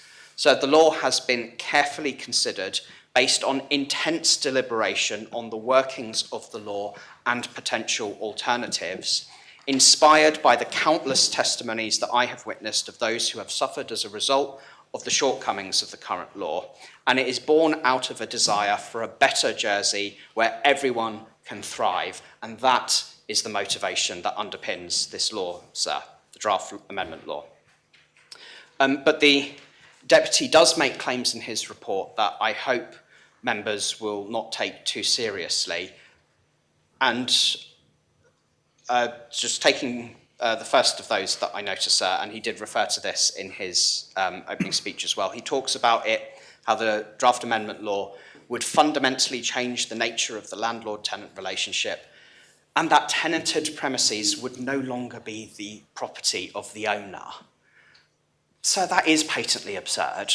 That would not legally be the case, and it would not factually be the case on the ground in any event too, because that relationship does remain largely unchanged. There are just alterations to that framework that would require that when issuing notice to remove a tenant from their home, that the landlord is doing so for a legitimate reason, and depending on what that reason is, will depend on how long the landlord has to give that tenant notice in order to move on and provide for another way for them to live in their homes. And sir, and I keep reiterating this point, the framework that I propose allows for landlords to begin the process of reclaiming their property in those situations where they are absolutely in the right and where it's necessary for them to reclaim that possession because the tenant is at fault or the tenant has done something wrong and they need to safeguard their asset. They will be able to do that sooner and quicker under the provisions that I am proposing. That, sir, is to advance the rights of landlords on their property to safeguard them and make sure that they can reclaim them when it's necessary to do so. So, and we have the advice that is in the reports to P24 that clearly says that the right to private property is not engaged by these proposals and that there's no possible challenge on any kind of human rights grounds or anything like that that would stand the faintest chance of success because it is normal that rights are balanced against other rights, sir. So if I owned a plot of land in one of the country parishes, I would not just be able to go ahead and build a 30-storey building on it. Even though it's mine, it's my property, I should have the right to do what I want with it. I don't have the right to do that because we take into account the rights of everybody else with what we do with our properties. The greater good, going ahead and doing such a thing would be spoiling a part of our island that nobody would ultimately benefit from apart from potentially one person, the landowner. And there are all sorts of restrictions that we place on that. And there are things that we do to impose terms into contracts in all sorts of other business arrangements too, because we accept the principle of the greater good. And it's right that we do so when it comes to the provision of rental housing, because housing is not just an ordinary commodity, it's a human right in itself and a basic necessity. And that's why a fair playing field is what is required here. But, sir, having said all of that, we're getting back to debating the principles of the law, which is what we actually debated yesterday, and this is a debate on the articles, because the words in those articles matter. They will be the law of the island of Jersey if they're adopted, and that will affect what decisions courts can make, what decisions people can make in the contracts that they have. So the specific words matter, and that's what this debate on this amendment is about. And this amendment, sir, seeks to vitiate the proposed law by removing all of its substantive contents, specifically those that relate to tenancy type reform, rent stabilisation, and penalties. And if all of those are removed, we're not left with anything meaningful. And to some members, maybe that's what they intend, and that's democratically legitimate. But because of the way the articles are written, the situation's actually worse than that. Because, for two reasons. The first, sir, is that, as the Deputy has indicated, he'll take votes on the different parts of his amendment. If any one part of them is accepted, we are left with a framework that's completely inoperable.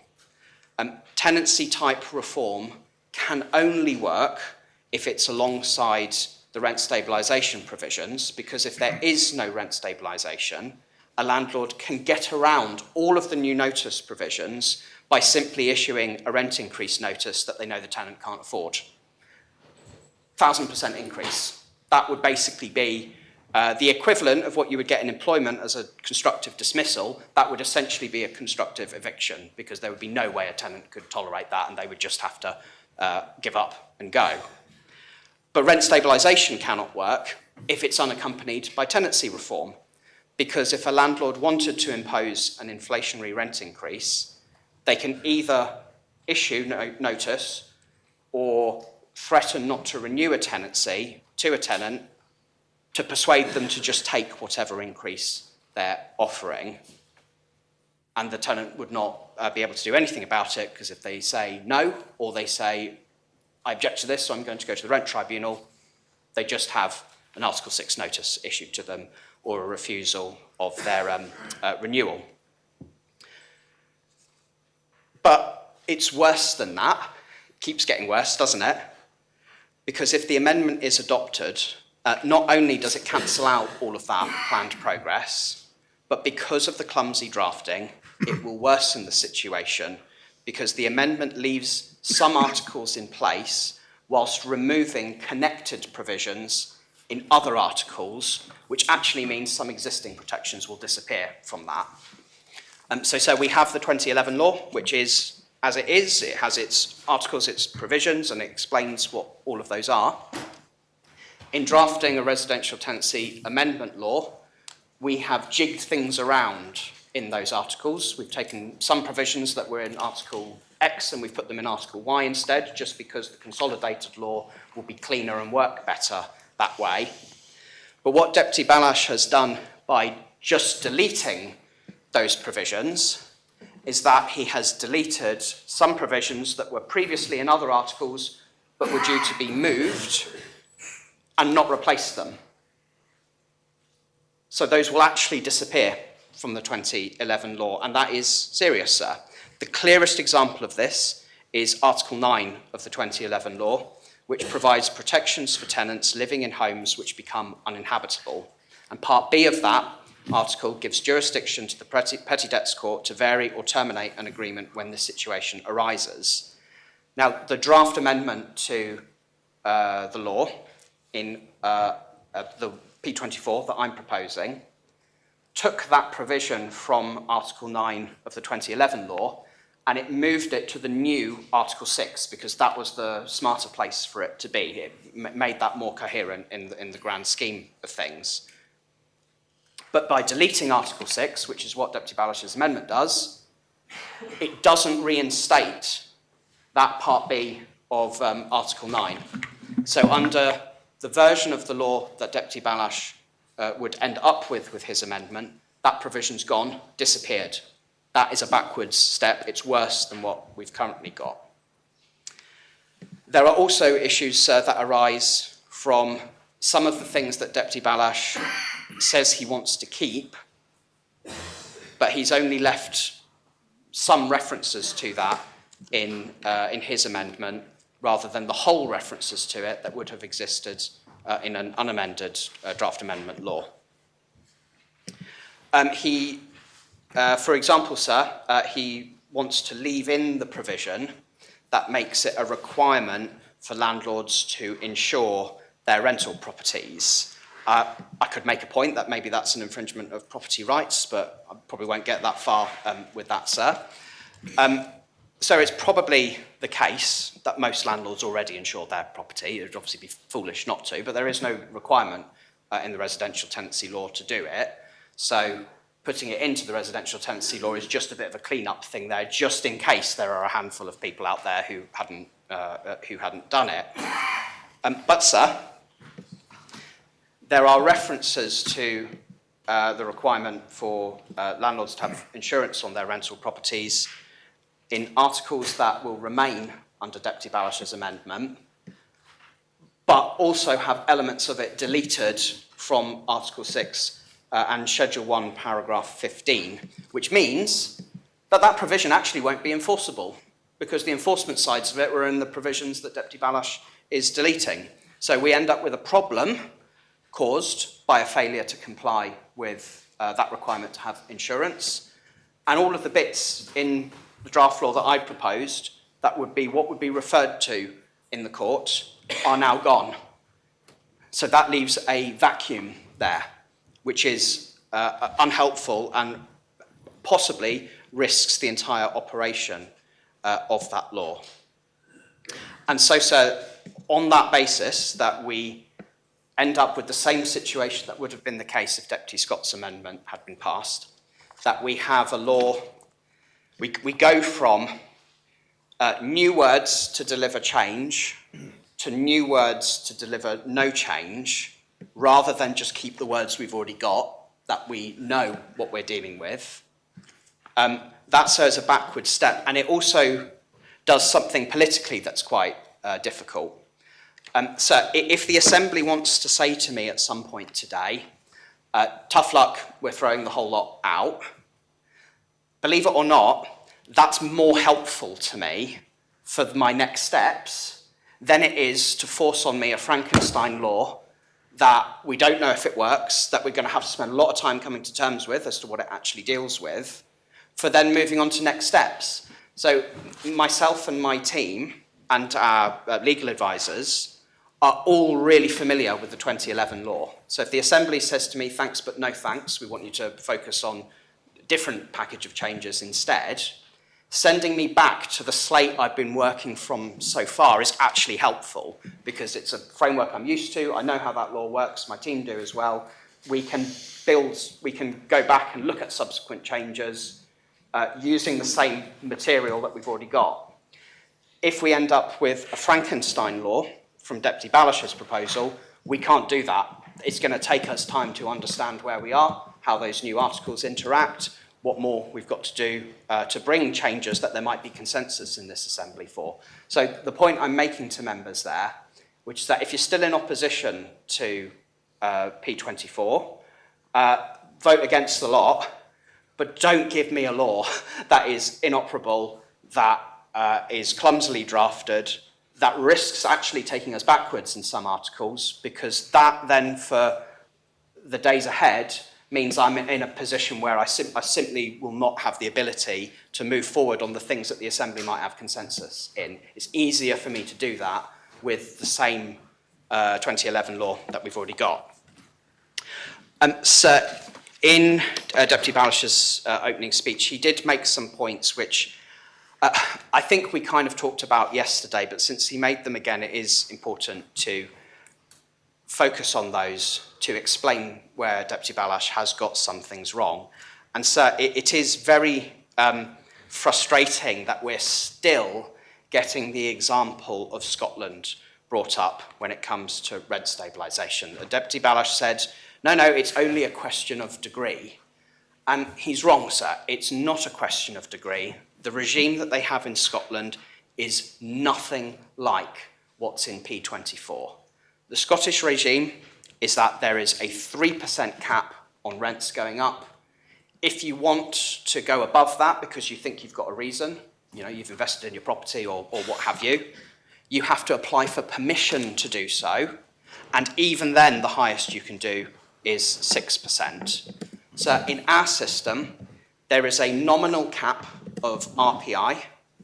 There is no cap above that if there's a reason for going above that, and there's no requirement to ask for permission. You just go ahead, you propose it to your tenant, and 99% of the time the tenant will look at it and go, fair enough. And it's only if there's a real suspicion that it's not fair, that there's some funny business going on, that then an independent rent tribunal would be available to review it and judge if there is any funny business going on or if it is legitimate. Those regimes are nothing alike, and it does not help this debate to muddy the waters by constantly making references to systems that are nothing like what's on the table here. So please don't do it. Talk about the system we have, and if you want to argue against it, by all means, but do it on the basis of what we're actually talking about, not a comparison with something that looks absolutely nothing like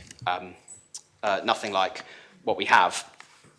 Deputy Balash did use one phrase that I thought was quite amusing when he said it, and this was his when he was talking about the rights of property owners in this, and how that would be infringed by, and this is what he said, the absolute right to remain, he's talking about tenants here, the absolute right to remain except in defined circumstances. Well, if there's defined circumstances, it's not an absolute right, is it? There's nothing absolute about that at all. It's a qualified right, and it's qualified on the basis of whether the provisions in the RTL apply, and those provisions, the grounds for notice being issued, cover pretty much everything. There, as a result of the scrutiny panel amendment, will be a backstop where no grounds are necessary, and that list was consulted on with landlords, because I was determined to make sure we didn't miss anything out on that. And I did make changes to that regime as a result of the feedback that we got, sir. So there is no absolute right of tenants to remain in a property, and that's simply not right to say so. He said, who is really the owner if the owner cannot regain possession? But they can regain possession, and the law that's being proposed in many instances will make it easier for them to do so. So he used an example about what he deemed to be ignorance of the current law. He spoke about an intelligent journalist whose rent went up by 4 times in 1 year. Sounds very familiar, sir. That, he said, was an example of something gone wrong with the system, that somebody had 4 rent increases imposed on them in a year. I know the case, this did happen. And this person also had said that they didn't have a written agreement, which is, of course, a breach of the current law. Something has gone wrong with the system, he said. Well, no, sir. The problem is the system, because that person, despite having put up with multiple short notice rent increases in a year and not a proper rental contract in place, did not have the confidence to complain about it because they knew that if they did so, they'd lose the roof above their head. That would be the consequence. Even though they were in the right, even though elements of the rules would theoretically be on their side, because the result of it is that the landlord cannot be forced to continue housing somebody that they don't want to indefinitely, it is the consequence. You complain about that, there is an ace up the sleeve of the person who's done that to you, who can get you out of that property, and the courts do not have the jurisdiction to overturn that. They don't have the jurisdiction to say to the landlord, tough luck, you've been unfair here, you carry on with a normal rental contract with that person. They can't do that. The only thing they can do is, can you give this person a bit more time to get on their feet? That's the only thing they can do. And that's why people don't complain. That's why they don't, because they know that that is a prospect. So the other thing that this law seeks to do that I haven't touched on too much is the removal of the references in it to civil penalties, and he did dedicate some time in his opening remarks about why it's not right to just go ahead with that, and why some more thought, more thought would need to be given to that if we were to go down that route. And I wonder, sir, what impression members may have been left with as to what is in the draft law because of what Deputy Balash said. So I wonder, do members realise that P24, the draft residential tenancy amendment law, does not contain a regime for civil penalties? If you went by Deputy Balash's words, you'd think it does. It provides the virus to come along with it in the future. The Deputy just mind repeating that last, I didn't hear. The P24, the draft residential tenancy law, does not contain a full, coherent, implementable on day one regime for civil penalties. What it does is it provides the virus to to come back at some point in the future with regulations for such a scheme. If you went by what Deputy Balash had said in his opening comments and the report, you would think that we are poised, ready to implement such a scheme, which you can understand why somebody would have some reticence over for not having had time to think about that and suddenly finding that that's something that's imminent. But it's not. The draft law provides us with a platform to go ahead and come up with regulations for such a scheme if we deem it advisable and deem whatever framework the Minister might propose as proportionate or to taking everything into account. We are not on the verge of proposing a civil penalties regime. If that part of the law is preserved through this process, then any attempt to introduce such a regime will come back to the Assembly, come back in the form of regulations. It will be amendable. Scrutiny, I've no doubt, will want to look at that and consider it very carefully. So nothing is coming in the short term on that. That's something that becomes a part two of this journey, and the Assembly has absolute freedom to reject it at that point or amend it or do whatever it likes with it. But if you went from what Deputy Balash had said, members could be forgiven for thinking that that's a fundamental part of the law. It's not. His amendment isn't stopping us from introducing a regime that's good and ready to go. He's stopping us from having the ability to even consider it and bring it back to the Assembly. And that's clearly not proportionate and not reasonable. So in closing, I would sum up the main points that I've made in response to this, which is to take the Deputy from his own admission that the purpose of this amendment is to preserve the exact same framework of the status quo. So it is essentially a re-debate on the principles that we had yesterday. That's the intention of it, and he's open about that. And that is what we end up with it, theoretically, if that amendment is adopted. It's drafted in a clumsy way that actually will remove provisions from the existing law that will either make things worse or leave us completely confused as to what actually happens, and that's a backward step and an irresponsible thing to do. And it leaves us with, on paper, a draft amendment law that seeks to convert new words that deliver change into new words that deliver the status quo, rather than just relying on the old words that we know what they do, we know how to work with that. And it will stop me if the instruction from the Assembly for me today is thanks but no thanks, have another think about this. I won't be in a position to be able to do that in short order after this, because I will have to do a massive exercise in coming to terms with a law that doesn't actually do anything, because I'm not used to that framework. I'm used to the 2011 framework. So, sir, I ask members, whatever side of the debate you're ultimately on this law as a whole, because there will still be opportunities later in this debate to throw the whole thing out if you don't like it. Please vote to reject this amendment, because it risks us being in a position where I don't think we'd be able to go ahead with it, and would end up having to pull it in some shape or form because we just don't know what that law would end up doing. So let's vote against it and get to the constructive amendments from Scrutiny and Deputy Renouf that will help improve the law. And then if we end up with a final package on that, you can exercise your verdict on it at that point. But please don't vote for a Frankenstein law that really, really harms this journey. Deputy Scott, point of clarification, was it? Yes, please.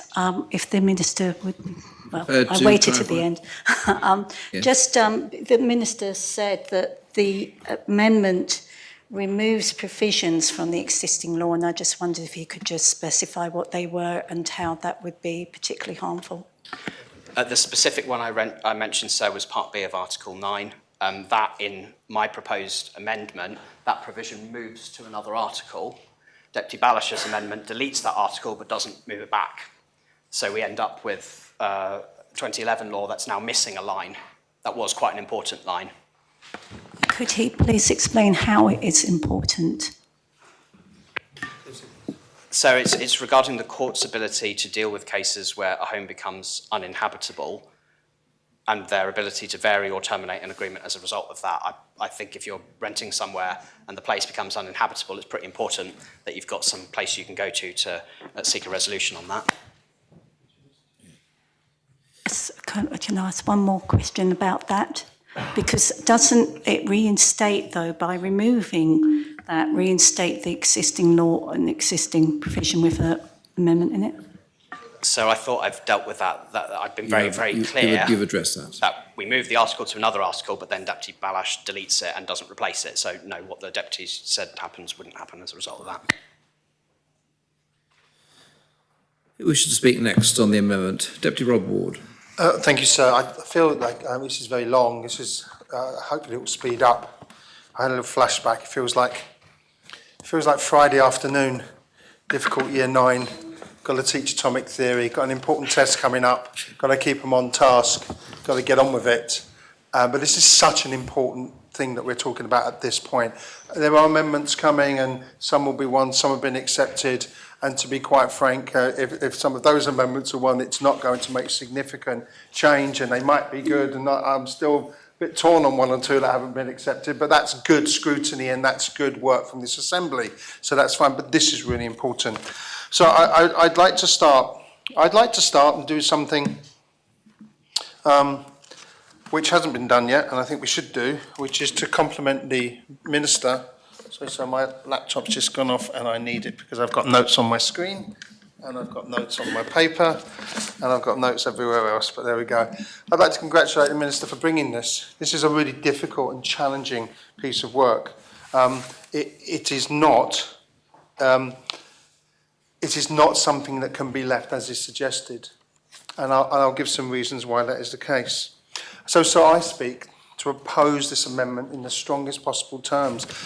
And I did not vote for the previous amendment for one simple reason, and I found to try and find a polite way to put this, and remove the word polish, was to say, and the reason was that I think that you cannot dress up failed foundations from anything that you build, because the whole thing will fall down, and you are building something on foundations that simply don't work. So simple little improvements, cutting corners doesn't work. As I learnt, sir, when building at home, you measure twice, cut once. Otherwise, you make serious errors, even 3 times, as the Constable Grouville might point out to me. But, sir, this amendment is a wrecking amendment. And I can say that, sir, not be pulled up on it, because the proposer of this amendment has said this is a wrecking amendment.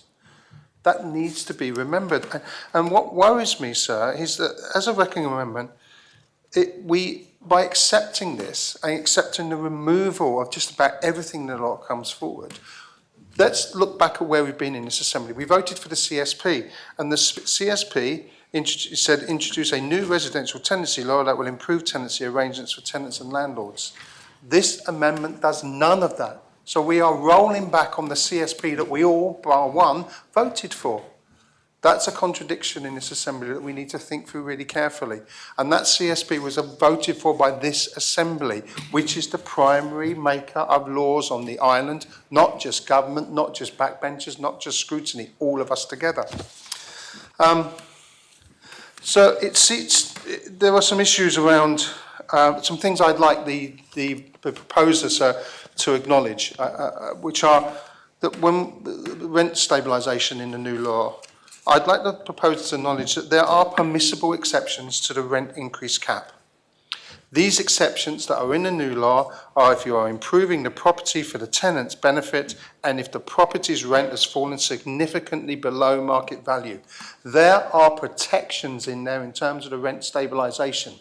They exist. And I think they have to be acknowledged so that we are talking accurately, keyword, about what we are voting on here. So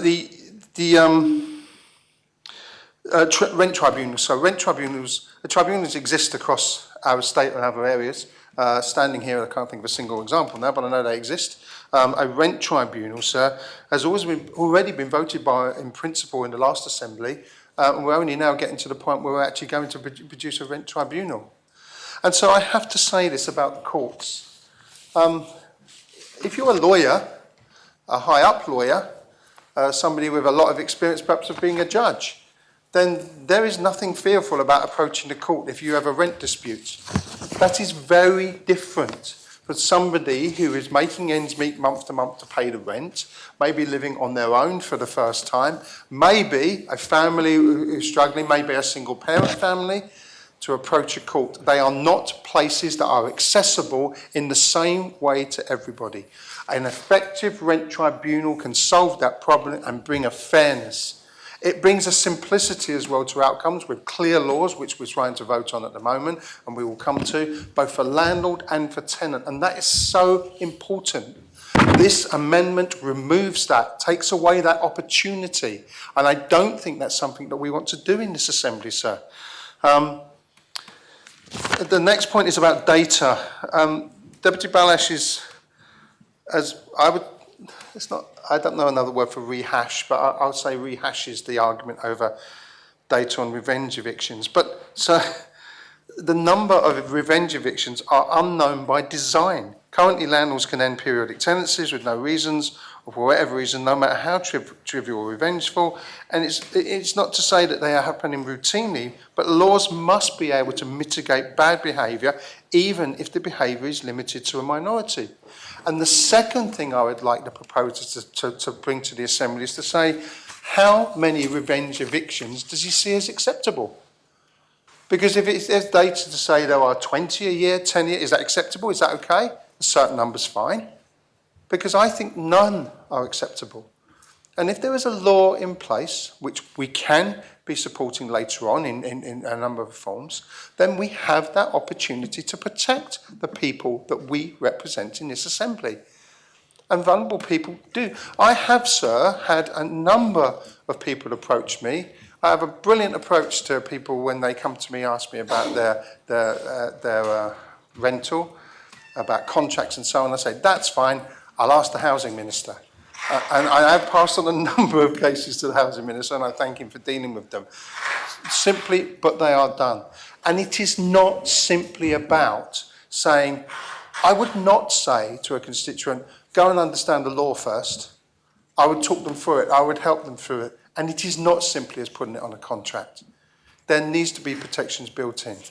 And that's what that does. So I think the data argument we need to be very careful of. So there is an issue, immediately off my speech.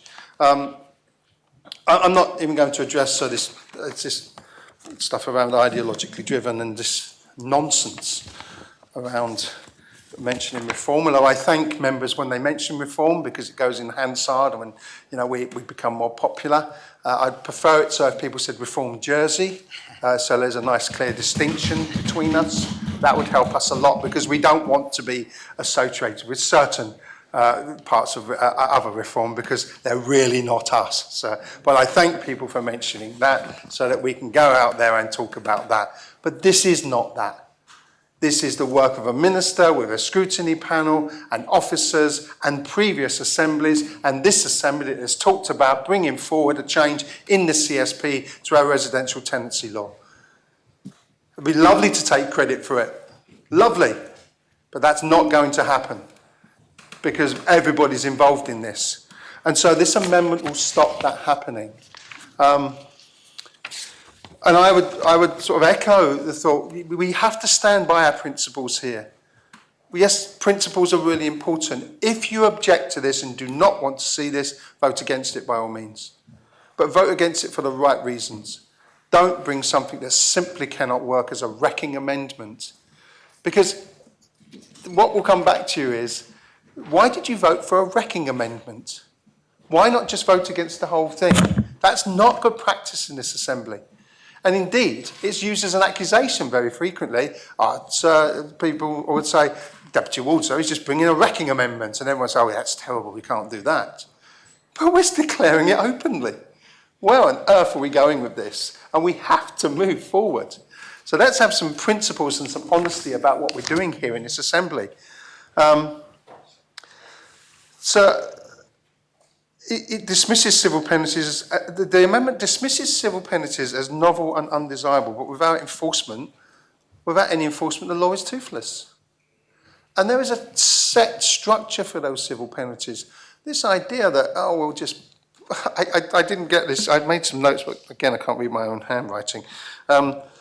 The deputy also said most disputes, in my view, are solved by discussion. But you don't have to be, the deputy doesn't have to produce any data for that. You can just assume, sir. Whereas the other times that we need data, I get very confused as to where we're going with those arguments. And when you combine those with the fact this is a wrecking amendment, when you combine with the fact that there is an awful lot of lobbying against any change, we get to a situation where we are not having the argument about the actual law itself and regulation. We can do if we dismiss this amendment and get on to the others, and then get on to the overall vote on the articles if you think, no, they do not work for me, or in third reading if that's brought to us. That's when you can do that. But this wrecking amendment will not allow us to do that. And I think we would be not serving our constituents and the people of this island if we allow that to happen. So I'll finish because I know I shouldn't go on for too long, but I'm probably not going to speak on the others because I think they're simple amendments and I'll probably be accepting them and we'll go where we are. So this is stripping away protections before they even exist. This is stripping away protections for both landlords and for tenants, and I think those points have been made. And I would urge members, the Minister has spoken a lot, and he has to, because so much work has gone into this. And I know that when someone speaks a lot, you do stop listening at times. Okay, I obviously wouldn't stop. I would hang on every word, obviously. Okay, but it's really important that you listen to what is being said by the Minister and the explanations here, rather than hearsay or rumour or something that is just simply designed to wreck. This is too important for people renting in Jersey. People in lifestyle surveys, I'll mention again, over the last few years, over half of renters have experienced a significant rent increase in the last few years, which is not sustainable, and we're driving young islanders away, not because of lack of ambition, because we can't afford to live here. And I have to say that economic assessment report that was sent around, I'm afraid I can see significant flaws in what was sent. There was a 28-page document that was also sent, and I think so. We have to be very careful before we look at that and make those assumptions. This law will not have those consequences, and it is adaptable if those changes are made. Other things are happening across the world and our society that is affecting the way in which homes are becoming available. So I would say that where we are at the moment, if we allow this amendment, this wrecking amendment to pass, we send a message again that says that housing insecurity will be tolerated, affordability is optional, and that the next generation is expendable to us in terms of our housing. And with the simple changes, the significant but simple changes that we make that I believe are fair to everybody and can work with the amendments that are coming forward, the rent cap one being accepted, for example, so from Deputy Renner, for good discussion I heard between the Deputy and the Minister earlier. You know, good work across the Assembly, that's what we're here for. And I credit both members, not always seen eye to eye, myself and the Deputy, but I credit him for that, and the Minister as well. It was really good working together. So we must build a housing system that invites young people to stay, to thrive and to contribute, and does not drive them away. So I will vote against this amendment in full, and I urge members to listen to the facts of what's being said and to vote against it too. And I would ask the Deputy, the proposer, to answer those 2 points that I made in terms of the rent stabilisation and the number of revenge evictions that are acceptable to him before I move forward. But I urge members, please vote against this amendment and let's move forward to a really intelligent debate afterwards. Thank you, sir. Thank you, Deputy. Who wishes to speak next on this amendment? If Deputy Wilson. Thank you, sir. Pleased to follow Deputy Ward. It's right that we do look closely at the amendments. They're not small, but they are significant technical changes and do take things out from the Minister's draft law. And there are colleagues, and we've heard from Deputy Ward, who say that to support these amendments is to row back, is to avoid tackling the real pressures in the rental market and to fail tenants who need greater security. And I acknowledge that criticism, but we're all responsible for addressing the problems facing tenants, which are real. But the question before us is not whether problems exist in the rental market, they clearly do. The question is whether the Minister's chosen solutions are the right ones, and whether Deputy Balash's amendment, even with its limitations, puts us on a stronger footing. I just want to come to the point around rent control and tribunal, and yes, it is said that rent stabilisation provides a safety net. But we must be honest, if there are any measures that risk discouraging landlords from remaining in the market, and if supply shrinks as a result, rents will rise. And the proposed rent tribunal risks becoming a costly bureaucracy without the evidence base to justify its creation.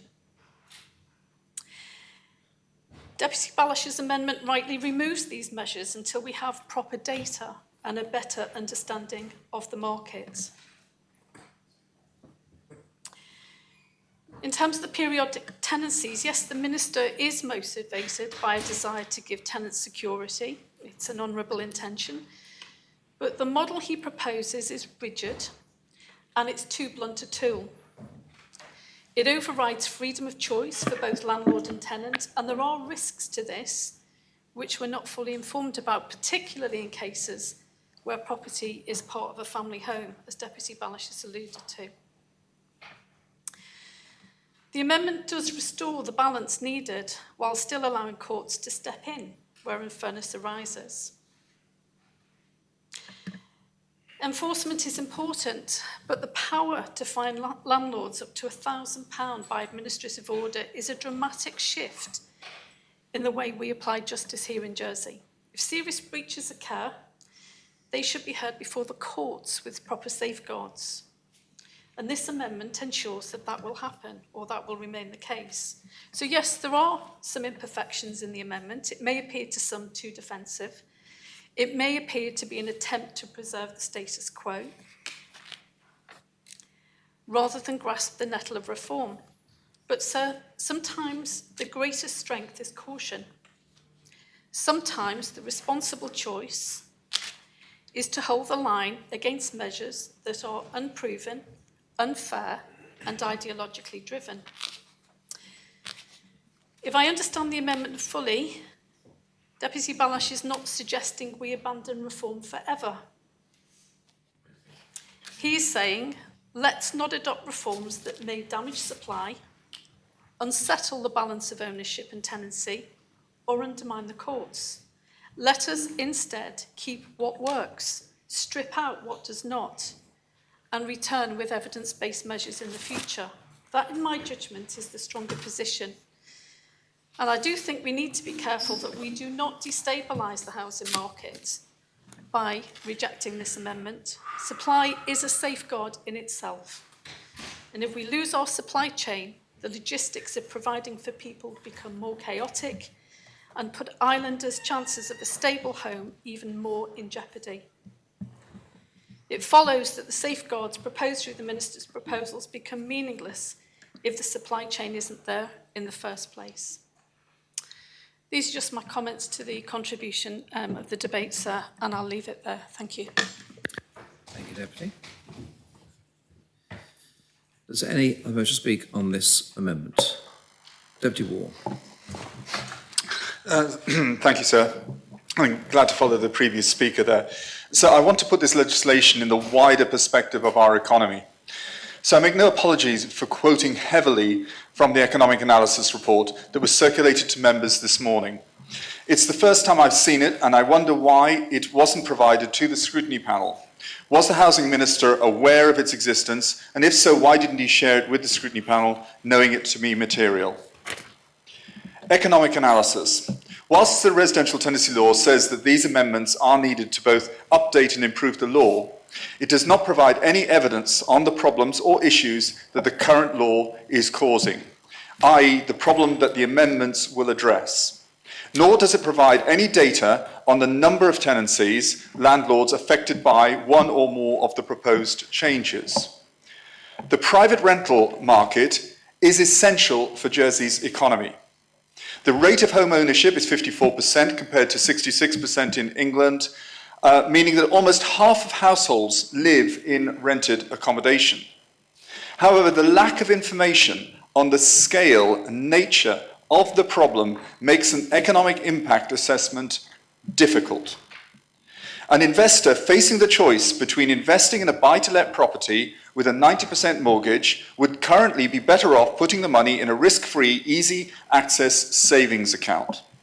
The returns from investment in housing are lower than they were and are lower relative to other risk-free opportunities.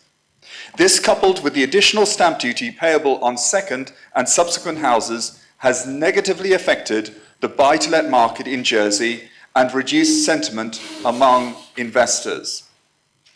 If landlords decide to remove properties from the rental market and either use them as holiday lets or leave them vacant, this would lead to a reduction in the supply of properties to rent, which in turn will lead to less choice for tenants and could lead to rents being increased by more than they otherwise would have.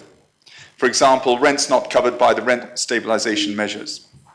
Some landlords may be deterred from investing in more or additional buy-to-let properties, and some potential landlords may be deterred from entering the buy-to-let market. This will reduce demand in the housing market, which in the short term could affect the viability of new developments and thus affect both the supply of rental properties and also the supply of homes for private purchase. Neither outcome is desirable. Fewer new developments or slower rate at which developments take place could affect the supply of new homes for islanders, which in turn will have an effect on Jersey's economy. There are likely to be unintended consequences to Jersey's economy too, because the residential tenancy law does not evidence the problem or the scale of these problems it is correcting. It is not possible to assess whether, on balance, these amendments offer a net benefit to Jersey's economy. Although there has been an incredible amount of effort being put into drawing up this legislation, which is ultimately all about perception. How are these changes perceived? I understand a survey was carried out by the Jersey Landlords Association of their members. I'm advised that it came back saying that 70% would consider selling. I can accept that this might be considered a knee-jerk reaction. However, let's just dive into the numbers. If just 10% of landlords sell up, that's around 1,550 lost to the rental market. A tightening of the supply of rental accommodation will inevitably lead to rent rises. Surely it is our job to protect islanders, to protect their homes. Why do we need to increase risk without evidence? What's actually happening in the rental market right now? Rents have fallen by 7.1% since 2022. That's a real reduction of 19.1%. A further survey of private sector landlords taken in July 2025. There have been 0 rental increases above RPI, 52% below, and 31% have seen no increase. Andium Homes, in the meantime, put up rents by 3.75% in January of this year. I come back to my point. Why in the current economic climate would you risk amending the law? Is your speech about the First Amendment, Deputy Ward? It's about the wider perspective of the impact of the... We are debating the First Amendment. Okay. You feel I'm stretching too far away from this? Well, when we know what the law looks like as amended, okay, you'd be able to make the speech you're making. But we're now focusing on the amendment made by Deputy Ballard. Well, I'm just trying to say is that if the amendment, if the amendment, we support the amendment. So there are if we don't support the amendment, there are economic consequences to that. Right. Is that okay? Yes. Yeah, Karen? Yeah. So yesterday, so Deputy Rob Ward referenced the JLL's 2024 report and spoke about rental stress. The area in which rental stress is most experienced is in social housing, something highlighted by Deputy Kovacs. 53% of social housing tenants were living in rental stress. I'd like to hear from the Minister as to how this amendment will help them. In summary, I don't object to the intent of the legislation. For me, it's simply a timing issue. We know our economy is under pressure. Why then, given all the feedback and lack of data, would you create uncertainty at this time? Thank you. Thank you, Deputy. Does any other member speak before we adjourn? It's, or at all? Chief Minister? Well, sir, thank you. I think I actually wanted to join the Housing Minister's recognition of Deputy Balash's admission about this being a wrecking motion. That is, of course, a term of phrase that we use, but members should be absolutely clear that if this amendment was to be accepted, I think it would pretty much stop the progress of this proposed law in its tracks, and I want to make a case for not doing that, so we can continue through to the other amendments, which I think improve further what's been tabled and actually will bring us out in a much better place than we are now. So having said that, of course, it is a substantial amendment with over 56 sort of amendments and deletions that pretty much negates the original proposition. And if I can sort of talk briefly about the overall position of our housing market, sir, in relation to what the amendment does. To the residential tenancy amendment law, which, sir, I maintain represents a measured and balanced and necessary step towards strengthening the legal framework for rented homes. And if adopted, sir, by the Assembly, with some of the, I think, very good amendments that have been proposed, will fulfil a clear commitment of the Common Strategic Policies as approved by this Assembly to improve arrangements for both tenants and landlords and to help address the wider pressures within our housing system. Too many islanders are still struggling, particularly young people and families, to find homes that are both secure and affordable. And I want to say again, sir, at this stage very clearly, I acknowledge that the vast majority of landlords and tenants are good, responsible people, but unfortunately some are not. Deputy Balash gave an example in his opening address about a tenant who had faced 4 rent increases in a year. And whilst one might say, well, people do need to know their rights, that is an example of clear exploitation. And unfortunately, there are some that do that, which is why we need to tighten up the regulations. But I believe we do it in a way that makes a vast improvement on the 2011 law. The rental market plays a vital role, the private rental market plays a vital role in meeting the island's housing needs. Around half of all households in Jersey live in rented accommodation, and the market must operate fairly and transparently with clear responsibilities on both sides, with some, I think, enhanced protections for both tenants and landlords when things do go wrong. At present, the legal framework does not provide that assurance. The 2011 residential tenancy law was a positive step at the time. It introduced key features and it brought an improved structure to the rental sector. But more than a decade later, it no longer meets the needs of our modern society.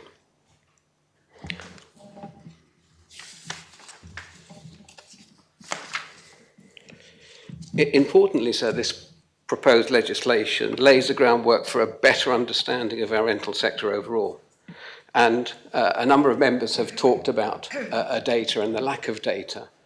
There's been very little data available, and this law seeks to address that and will provide data and will collect reliable data on actual rents charged, not just advertised prices, so which will help us in the future as these laws will have to evolve. And as the Housing Minister has said, this is a starting point, and he used an example of civil penalties. So we will have to bring regulations, and this law gives us a good foundation to adapt and for it to evolve in the years ahead, so to meet the needs of a modern society. I don't think I need to remind members that one of our biggest challenges, our biggest economic challenges, is our working age population. You combine that with a falling birth rate, you combine that with somewhere in excess of 200 young islanders leaving the island every year because they do not have confidence in the future of our housing market. Now, economic circumstances have been challenging, and for some it's not been too positive because it has reduced the price of housing. But for many, that is good news because it makes housing more affordable. It gives young people more confidence. And whilst I know fully, sir, as I've been Economic Development Minister for 8 years, how important the private rental sector is to our economy. And I understand that this law might cause some landlords to decide to sell, sir. But I don't think that's necessarily a bad thing. Our percentage of people who rent, who own property, I beg your pardon, I think is 54%. In the UK and even in Guernsey, it's 60 or just over 60%. And I would like to see that balance addressed a little bit here. I'd like to see a really strong private rental market with good returns, with good value for the tenants, good returns for the landlords, a well-regulated but not overly regulated market. But I would also like to see more home ownership. I think this Assembly should be supporting more home ownership, especially for young people who want to stay in Jersey, who want to raise families. And as the adage goes, if you do what you've always done, you get what you always got, sir. That's why I can't understand why some Assembly members don't want to move this forward, sir. Because we should be encouraging more home ownership. We should be encouraging that alongside a strong rental market that benefits the economy. Good landlords, sir, have absolutely nothing to fear. On the contrary, the legislation proposed supports them too through clearer rules, longer-term tenancies, and a more predictable rental environment. So I would urge members not to support this amendment because it would stop this process in its tracks. And I know some members might want to do that. But please, given all of the work that's gone into this, given the decision of the States Assembly to support the Common Strategic Policy, given the need to improve confidence in our housing market, let's do members and officials and everybody who's worked on this the respect of letting us take this debate, sir, through to its proper conclusion. Let us consider all of the amendments that a lot of work has gone into, sir, so we can make improvements to the legislation for the benefit of islanders. Thank you, sir. And may I propose the adjournment? Deputy Scott, was a point of clarification, was it for the Chief Minister or not? No, sir, I just wanted to speak on the... Adjournment's proposed. Members content to adjourn now? 2:15.